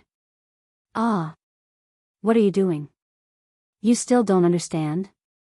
Revenge. I haven't even done anything wrong and I'm already being punished. Is this reasonable? Do I think that your Prince Kale, that will definitely fall into evil ways in the future, so I should stab him to death now? Servanas was speechless. Duque thought maliciously, if this works and I don't have to take responsibility, Duque, will first deal with that idiot Kale, and that idiot Arthis first. Duque thought again, if Queen Sylvanas pissed on my head now, will I have a good life in the future? No. No. I have to give this woman a strong dose of medicine. I have such foresight, but I didn't become a prophet. Instead, you're a charlatan. Bullsh *T. I did my best to think for you elves and the Alliance. Now I'm being punished. I'm not doing it. I'm not doing it anymore. All troops, listen up. No one is to go to the hinterlands until things are clear. Anyway, the Wildhammer dwarves and high elves didn't join the Alliance. If they all die, it has nothing to do with me, the Alliance's deputy commander. We'll wait for the orcs to kill them all, then we'll deal with the orcs. Their heroic deputy commander was furious. In fact, he was a little unhappy with the high elves' stinginess and arrogance. All the Alliance soldiers around him suddenly became indignant. They stared at Servanas and the few elven rangers with sharp eyes. As if a bucket of cold water had been poured on winter, Servanas finally realized the problem. Although the high elves and the Alliance had a close relationship up until now, in fact, whether it was the humans or the dwarves, did they not resent the high elves who refused to participate in the war? The story of how arrogant the Silver Moon Council's representative was at the Lordaeron conference had long spread throughout the Alliance. Yes, the elites of the Windrunner family had indeed killed a lot of orcs, but compared to the entire battle, a mere few thousand people was simply a drop in the bucket. For this war of races, the bronze-bearded dwarves had died hundreds of thousands, and the human countries had sacrificed millions. However, the high elves had almost no sacrifices. When the humans and the orcs were at war, the elves were indifferent. Well, now that Kuel Salus was in danger of being attacked, why did the elves need the humans to send troops to help? Even if it was to rope in the Wildhammer dwarves who had a closer relationship with the Alliance had no good reason to save Kuel Salus. The problem was, without the help of humans, Kuel Salus would definitely not be able to hold on. This had been proven by history.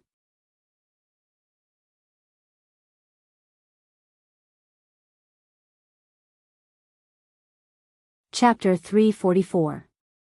The High Elves were indeed powerful, with a lot of pharaoh and powerful rangers. It sounded perfect, didn't it? But didn't everyone feel that something was missing? Yes, it was the soldiers at the front. The slender bodies of the High Elves meant that they were good mages and rangers, but not good warriors. Their natural arm strength and stamina were different from other races, and they were at a disadvantage in hand-to-hand combat against the tall trolls, not to mention the violent orcs. It wasn't just a matter of racial talent. More importantly, the High Elves were too small in population. Their long lifespans meant that the High Elves weren't keen on reproduction. And in a country where mages were the most respected, the status of warriors was extremely low. This caused the High Elves to have even fewer warriors. It was also because of this that Kuel Salus vigorously developed the arcane puppet technology, attempting to use it to make up for the lack of vanguards in the war. Without the defensive barrier of the forest, Kuel Salus would probably repeat the same mistake, being beaten like a dog by the trolls 2,800 years ago, and almost being destroyed. This time, with the even more violent orcs, the High Elves definitely wouldn't be able to win. Seeing Duque, who had been saving the world like a saint a moment ago, turn into a scoundrel in an instant, Sylvanas was about to go crazy. Duque and her sister were indeed very, very good friends. But in the face of a world-class event, Duque had nothing to say about putting the Alliance first. How could she know that there was a reason why Duque helped or saved every kingdom? Needless to say, the Furnace Castle was the core of the Alliance in the future. The Kingdom of the Sea, Kul Tiras, was the key to restoring Stormwind. Alterac South Shore. All the Stormwind refugees were there now. Stormguard. Duque clearly remembered how tragic the torrential castle would be after the Third War. Duque had sown the seed today, and he would definitely reap the fruit in the future. Perhaps Duque was indeed a great hero of the Alliance today, but when it came to saving the world, Duque definitely wouldn't mind helping himself. Only he knew that in the future, it would be a world where dozens of meters tall demons roamed the streets. If he didn't preserve more vitality today, he would have to pay a higher price and compromise in the future. He had to assert his authority. No. I have nothing to do with Queen Sylvia. I just want to establish a master-servant relationship. Seeing Duque looking at himself with a deep gaze, Sylvanas was at a loss for what to do. It wasn't that she didn't have talent in this area. It was just that her older sister was more mature and steady. She didn't need to think about this at all. She just needed to be a ranger general and be a paycheck thief in Silvermoon City. All of a sudden, she was asked to give a plan, or a suitable identity and reason for Duke to lead the army to save Quell, the loss. She really couldn't say anything. After discovering that Duque wasn't threatened by her at all, she bit her lip and stared at Duque without saying a word. 1 second, within 5 seconds, 30 seconds, the air seemed to have frozen, and time seemed to have stopped. Finally, a pleading look appeared in Sylvanas' eyes. Duque didn't want to push Sylvanas too much at once, so he sighed in the end. Sylvanas, it's not that I'm threatening you on purpose, or that I don't want to send troops. Faced with the barbaric invasion of the tribes, the 8 countries signed the Lordaeron Alliance Treaty. It's reasonable for me to lead the army into any of the 8 countries, but not Kuel Salus. However, Quell, the loss was different. Once the army of the Alliance stepped into Quell, the loss without the official permission of the Sun King, it would be equivalent to declaring war on the High Elves. I can't bear this responsibility, neither can Lothar. No king or kings can bear this responsibility. Then what do you think we should do? Sylvanas' heart sank when she heard this. She wasn't young anymore. As a ranger general, she knew very well how the old bastards of the Silvermoon Council were. In times of peace, this might be a manifestation of democracy. But in times of war, these guys could do nothing but hold the army back. Even if it was her sister who went back, she would have to ask King Anastrian and the Silvermoon Council for help. That was easier said than done. Even after 2,000 years, there were still counselors who complained that they had given the humans too many benefits. This made Anastrian, who succeeded the throne after the Troll War, rather embarrassed. After all, even if he wasn't the one who set the terms, it was the Sunstrider royal family's fault. Duque let out another long sigh. So the crux of the problem isn't with our alliance, but with the High Elves themselves. Then, there's nothing we can do? For the sake of my sister and the Windrunner family's friendship with you. Servana's body was trembling. For the sake of friendship, you can come up first. Duque reached out his right hand to Servana's. When I deduced that the horde might attack the hinterland's Eagle Nest Mountain, I wrote a letter to Magni Bronzebeard. Because his father is heavily injured and can't do anything, Magni, as the acting king of the Bronzebeard dwarves, asked me to save their Wildhammer dwarves if the Eagle Nest Mountain is attacked. So, it's absolutely reasonable for us to go to the Eagle Nest Mountain. And then? If we can successfully protect the Wildhammer dwarves, we will pursue the Orc and Troll alliance all the way to the border of Kuel Salus. But let me say this first. If Kuel Salus doesn't officially join the alliance's soldiers will never step into the High Elves' territory. Duque emphasized the word alliance. Humph. You've already thought this through, haven't you?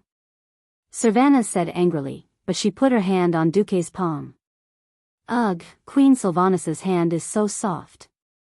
What the hell, why don't these rangers even have calluses on their hands when they use their bows all day? The High Elves' bodies are really unscientific. Queen Sylvanas didn't give Duque any more chances to be distracted. With a nimble flip, she sat on the back of the griffin behind Duque. Originally, Duque had fantasized about whether Queen Sylvanas would stick to his back. Unfortunately, Queen Sylvanas, who had just embarrassed Duque, was very defensive. No matter how the griffin twisted its back, or how the griffin shook its wings, Queen Sylvanas held onto the griffin's back, keeping her chest at a distance from Duque. At most, she held on to Duque's belt with both hands. Unfortunately, an hour later, Queen Sylvanas' efforts to prevent herself from being taken advantage of were destined to go up in smoke. That was because there was a battle ahead. Countless griffins circled in the sky. On the ground, pitch-black spears shot into the sky, shooting dwarves and griffins down from time to time. Servana's clenched her teeth, pressed down on Duque's shoulder, and flipped in front of Duque. Hold on to my waist tightly.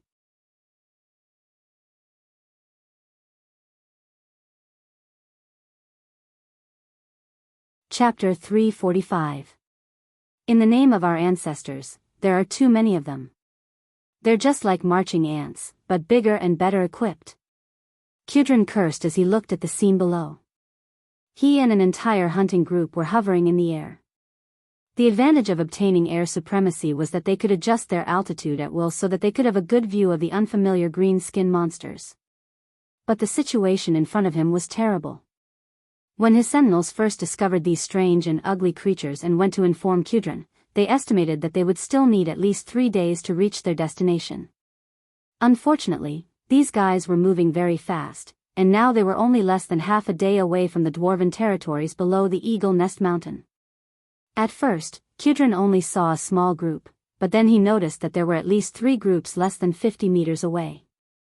These green-skinned monsters were scattered into groups of about 20 people, but it was conceivable that more groups were coming out from the depths of the forest. After flying for about a kilometer, Kudrin actually found more than 40 groups of green-skinned monsters. The Wildhammer dwarves were never afraid of any challenge, but if these guys were not just for show, they would have been able to destroy Eagle Nest Mountain with their absolute advantage in numbers. For some reason, Kudrin suddenly missed his bronze-bearded cousin. Among the 3 dwarves, Bronzebearded was undoubtedly the strongest in close combat. The steel line of defense that they formed should be able to stop those huge ugly green-skinned monsters. Unfortunately, there was no if. No matter what, Kudrin and the others could not sit still and watch their home be destroyed. Kudrin looked around and raised the Tempest Hammer in his hand. Wild Hammer Dwarves, attack! He blew the horn. The dwarves raised their war hammers high. The griffins responded with a loud cry, spread their wings, and swooped down excitedly. More than 10 yellow lightning bolts struck down from almost vertical angles. Of course, their target was not the green-skinned monsters themselves. Letting the huge griffins rush into the dense forest was truly courting death. They let the griffins fly over the top of the canopy, then threw the Tempest Hammer in their hands at the tree trunk, letting the hammer hit the tree trunk fiercely. Don't think that the griffin riders abandoned their weapons just like that. Galestorm's hammer was not a simple hammer made of metal. This hammer, which was completely condensed from the power of lightning, had long since entered the realm of mystery. Even though he had deliberately weakened the lightning contained in the hammer, the powerful impact still caused leaves, berries, and needles to fall like rain. The green-skinned monsters were at a loss for what to do. Fine leaves were fine, but nuts were a different story.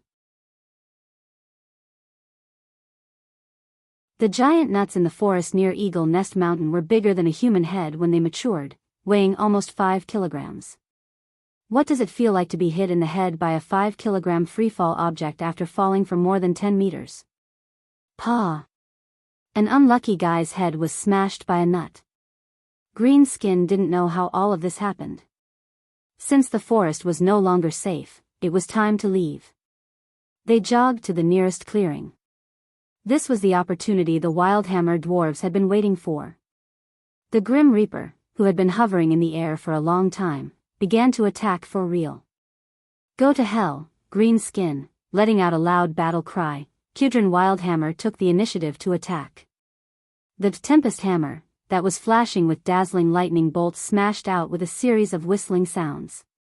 The first Greenskin's reaction could not be said to be slow. He raised the huge battle axe in his hand and blocked in front of him.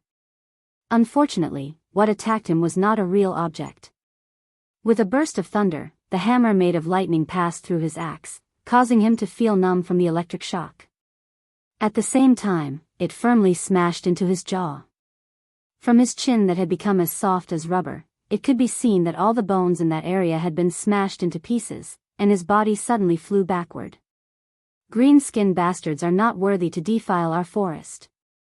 Kudrin's roar greatly boosted the morale of the Wildhammer dwarves.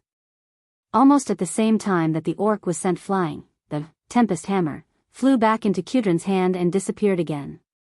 This time, it smashed open the head of another greenskin. The Griffin King's scare drew an S-shaped arc in the air, beautifully avoiding the weapons thrown by 2 greenskins, and at the same time, swiped its claws and opened the chest of one of them. Scare flapped its huge wings and circled in the air without slowing down, and immediately launched a second round of attacks. If they were caught off guard just now all of them had raised their weapons and were ready. However, it was useless. For the Tempest Hammer, that could not be blocked and could only be dodged, this method of gradually gathering together was a form of seeking death. The Tempest Hammer's essence was lightning, and its power varied from person to person. It had a very important characteristic, which was the splash effect. If the person who was hit was too close to the others, they would definitely be affected by the aftershock of the lightning. Just like this time, Kudrin pulled the Tempest Hammer behind him and threw it out like a javelin. The heavy hammerhead first smashed into the right corner of a greenskin's eyebrow. In the next moment, his head exploded with the sound of a large-caliber dwarven musket. When this guy laid on the ground like a corpse, the lightning sparks that splashed from his body caused the other 2 who tried to dodge to feel their hands and feet go numb from the electricity. This gave the 2 griffin dwarves behind Kudrin a chance to dive down. Other than throwing the Tempest Hammer, 3 huge griffins in a row showed their might at the same time, especially Scare. This was especially true for Scarlet. Her powerful front claws directly used high speed to rip a greenskin's head and Scarlet's spine out of his body. She used her sharp beak to tear the head of the second greenskin, and at the same time, she used her wings to stun the third one. The Griffin Knights were like harvesting crops in the field, easily plowing a bloody path through the greenskin's formation. Unfortunately, the ferocity of the griffins only ended here. Suddenly, a large amount of spears shot out from the forest. It was comparable to a human archer's range, but it had a terrifying penetrative power that surpassed it. In that instant, Kudrin's heart felt like it was being cut by a knife, because he heard at least 20 griffins wailing and dozens of dwarf knights screaming in pain. Almost at the same time, Kudrin heard his adjutant Amhar's heart-wrenching scream. Troll! Following his adjutant's shout, Kudrin saw with his own eyes a stone axe that wasn't too sharp spinning at high speed in the air, drawing a sinister arc in the air and smashing into the shoulder of another griffin knight in his squad, Beflin. Beflan's left arm immediately became powerless and fluttered in the wind, and a wound near his shoulder spurted out dark red blood along with the wind.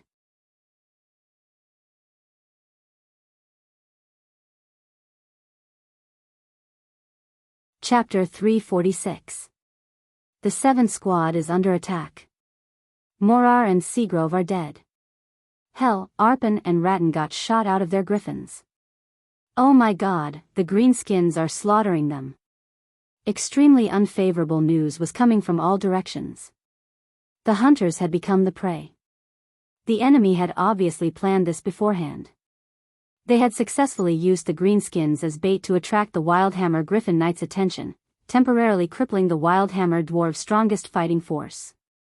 In the next moment, Kudrin saw the greenskins rushing out from every corner of the forest.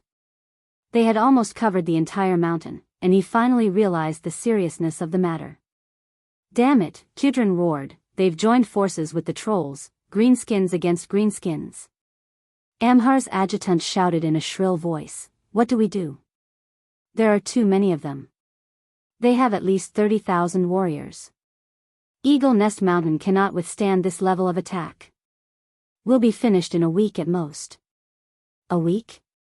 Looking at the green dwarfs who fearlessly fought against the griffins on the ground, looking at the green dwarfs who charged forward with their hammers even if there was only one of them left, Kudrin, the king of brute hammers, finally had a clear understanding. We have to find help, and we have to be quick. Otherwise, the greenskins will soon swarm over and tear the eagle's head off Eagle Nest Mountain. As soon as Kudrin finished speaking, he saw a squad of griffin knights that he had never seen before barging into the air. They were definitely not the Wildhammer Dwarves' griffins. The Wildhammer Dwarves regarded griffins as their friends, and would not put anything on them other than the saddle necessary for riding. But the griffins that flew over not only had taller humanoid figures on them, but also a series of small flags with insignias were tied to the reins on the griffins' necks. Human griffins? The way the Wildhammer Dwarves used griffins was worlds apart from the way humans used them. Humans had never found an effective long-range attack at high speed and under the strong winds. That was because both bows and crossbow bolts were terrible. Humans had even tried to let the Griffin Knights wear an 8-meter-long lance. For example, the kingdom of Lordaeron had done such a stupid thing at some point in time. The lance would be finished in one shot, and to hit the target, the griffins had to land or fly at an extremely low altitude. Fortunately, Kudrin saw that these human griffin knights were equipped with javelins. It might be useful, the Brute Hammer King commented irresponsibly. The humans clearly meant no harm. They waved their hands to show that they were not prepared to throw any long-range weapons.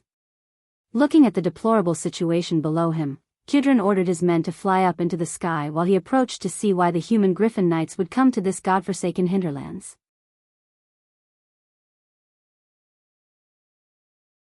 Kudrin immediately saw the leader, no, the pair. A female elf ranger sat in front, while a human mage held her waist and held the griffin's reins to control it. Oh my god, there's a war here, it's not a good place for an outing. If you're here to flirt, please leave the airspace of Eagle Nest Mountain as soon as possible. Kudrin's loud voice made the human knights burst into laughter. It was obvious that the blonde elven ranger was bristling like a cat. Damn it, Duque, you better explain to that pig head, or else I won't let you off. The female elf did not reply and used her slender legs to clamp the griffin's neck, straightened her body, and shot an arrow. It was not a normal shot, it was the kind where 3 arrows were held between the index, middle, ring, and pinky fingers at the same time. One had to know that every time an arrow was shot, the difficulty would increase by 1-fold. triple shot, was already 4 times the difficulty of normal archery. Mounted archery had to be doubled. Mounted archery had to be doubled when riding a griffin that was flying at high speed. Not to mention that they were at least 200 meters above the ground. They could not even see the target clearly. In terms of difficulty, this was already in the category of long-range shooting, and the difficulty was doubled. This kind of shooting with 32 times the difficulty, could it be done by a human? Kudrin was the first to not believe it. Please, stop fooling around. We're at war. Yes. It's because we're here to help you fight the orcs that the 2 strongest people on the Alliance's God Killer list came to help. Orcs? Are you talking about those burly green-skinned creatures that I've never seen before? It's quite an appropriate name. But what was the god-slaying list? Just as he was about to retort, Kudrin suddenly saw the arrow shot by the female elf had arrived. It was a flying arrow that was completely beyond imagination. The light green arrow flew out with the wind, and at first, it did not feel like it was shooting at all. After a few short seconds, Kudrin was shocked to find that the arrows were speeding up with the wind. Faster and faster, and sharper. If the speed at the beginning was crawling, then in the end, it was simply flying. Every dwarf knight around Kudrin saw that among the group of beast men that did not have any dwarf griffin knights nearby, 3 of them were suddenly hit by something and abruptly fell to the ground, a touch of bright red spreading from their throats. In just 5 seconds, the female elf had already completed 5 consecutive shots. The team of orcs below were all dead. Kudrin was stunned, and he did not even feel the strong wind when he was flying. All right, I've seen the first god of slaughter. Where is the second god of slaughter? In the next moment, hundreds of hands made of arcane energy suddenly appeared in the air, and 100 blue, white, and red magic bullets shot into the forest. In less than 3 seconds, a series of screams came from below at the same time. Clearly, more than 100 beast men were finished. Greetings, my dear Kudrin Wildhammer. I solemnly introduce myself to you. I'm Duke Marcus, the Vice Commander of the Lordaeron Alliance and the #1 Orc Killer list, entrusted by your distant cousin, Magni Bronzebeard, to come to your aid. Kudrin and the other Wildhammer dwarves were scared out of their wits. They had seen bunkers, but they had never seen such a bunker. If the female elf's archery was considered a godly skill within the realm of imagination, then what this wizard named Duque did was completely beyond the concept of humans. Instant cast, multiple cast, high-speed cast, any one of these skills could be called a master, and to be able to do it on the battlefield at the same time, it was simply inhuman. Even if Kudrin did not want to admit it, Magni had indeed found him a good helper. But this small number of people was not enough. There were at least tens of thousands of green dwarves below. No matter how strong this couple was, how many could they kill? I have to admit that you picked a very good time to come here. Tell me, what do the Wildhammer dwarves want? I'm sorry to tell you, but the goal of those orcs is to conquer all intelligent races in the world of Azeroth. So, for the future of the Wildhammer dwarves, I formally invite you to join the Alliance.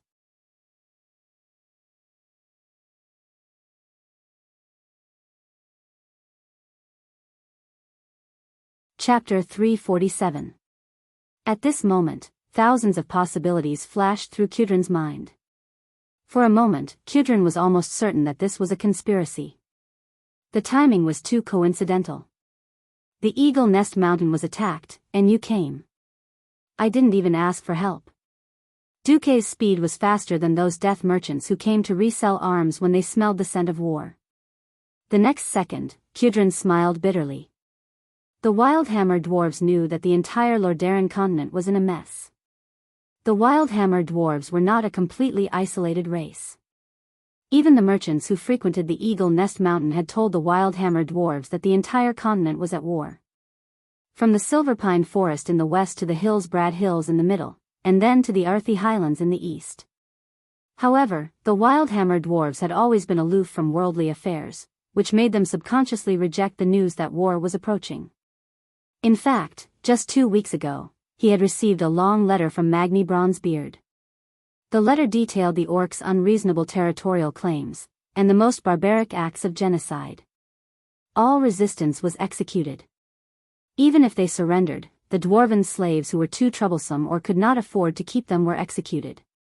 Supervisors were executed when they were in a bad mood. These barbaric green-skinned creatures did not care about the lives of people outside of their own race. Or rather, they did not even care about the lives of their own people. Unfortunately, this was not a good feeling. On one side, there were bandits who aggressively invaded his garden, and on the other side, there was a treaty that was almost like an alliance. Duque saw Kudrin's embarrassment. No, no, no, great Wildhammer King. We are not the only ones here. At the request of Magni Bronzebeard, one of the leaders of the alliance, 50,000 elite soldiers of the alliance had been arrayed on the border of the hinterlands. As long as you allow it, the warriors of the alliance will definitely defeat these invaders for the Wildhammer tribe. Don't worry, there are no additional conditions. Dwarves were people who could be persuaded by reason but not by force. Coercion and bribery would only make them give you a gun, and they would rather fight to the death with the orcs than beg for mercy. Duque's method of inducing people to join the alliance made the Wildhammer dwarves much more comfortable. Alright, in the name of the Wildhammer King, I accept the goodwill of the alliance. As long as what my relatives said is true, the Wildhammer dwarves will join your alliance. Duke smiled and immediately sent a magic message. Alicia, let General Seamus advance at top speed. The Stormwind elites who were already prepared for a rapid march abandoned all food and military supplies, and only brought their weapons and equipment with them as they trotted into the hinterlands. In the sky, Duke hugged Sylvanas' slender waist as Queen Sylvanas rained arrows down on the horde that was running on the ground. At the same time, Duke used the system elf scanning ability to mark out the trolls hiding in the forest and quickly killed them with magic. Yet, there were too many of or. The tribes that covered the mountains and plains swarmed towards Eagle Nest Mountain without any formation. Wildhammer of, the horde. Of horde, the tribes. Under the command of General Seamus, the well-trained elite soldiers of the Stormwind Kingdom moved slowly. Under the command of General Seamus, the well-trained Stormwind elites moved slowly. Only after the tribe had been baptized by the javelins thrown out from behind the shield wall would they be qualified to face the terrifying shield wall.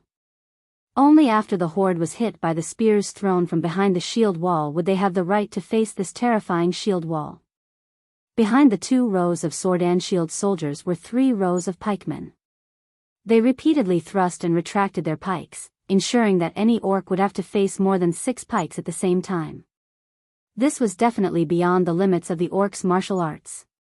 The orcs slammed into the shield wall. Some parts of the shield wall had collapsed. The defenders there were unable to completely block the orcs' charge. The rain of spears gave the warriors time to repair their formation. They quickly stepped over their fallen comrades and filled the gaps in the formation. The trolls on the other side also threw spears. These primitive and crude stone spears did cause a lot of trouble for the humans. At least, the penetration of these spears was limited. They could not compare to the penetration of metal spears. When Seamus ordered the warriors to increase the number of warriors to 3, the formation was finally stabilized. The waves of orcs crashed into the shield wall. Less of it was destroyed. In contrast, the horde suffered a greater blow. When the 3rd wave of horde arrived, the FFF flamethrower team arrived and taught the horde a lesson. Originally, General Seamus was already prepared to fight a fierce battle. However, after the first wave of attacks, he was shocked to find that the people rushing out of the forest with weapons in their hands were actually the tribe's laborers. Even though these laborers had decent fighting spirit, how could their fighting strength compare to a standard orc warrior's? Not to mention the elites of the Blackrock tribe. Their height, strength, and speed were all reduced. This made the battle more like a civil war between 2 human kingdoms. When the sun set, there were 40,000 orc corpses on the battlefield at the foot of Eagle's Nest Mountain. A glorious victory. On the battlefield, the dwarven warriors who were fighting on the front line all let out excited cheers. Their new allies, the human warriors, smiled faintly. They did not seem very excited. What, humans don't even celebrate a victory now? A dwarf warrior asked. Believe me, as long as it's a human warrior wearing the griffin emblem, every single one of them has killed 2 digits of orcs. We've definitely seen more orcs than you have. But the orc laborers that came today cannot make us excited. An elite warrior of the Griffin Legion replied. 2 hours later, Kudrin Wildhammer received Duque and his party in the throne room of Eagle's Nest Mountain. He had thought that the leaders of the humans were mostly old-fashioned old men. Obviously, his preconceived notions were wrong. Apart from a human general in his 40s or 50s, everyone present looked too young.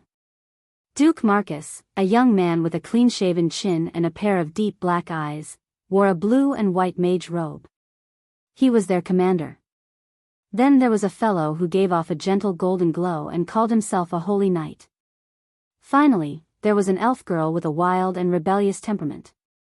Although Kudrin didn't think she was cute, her valiant and beautiful appearance still won Kudrin's favor.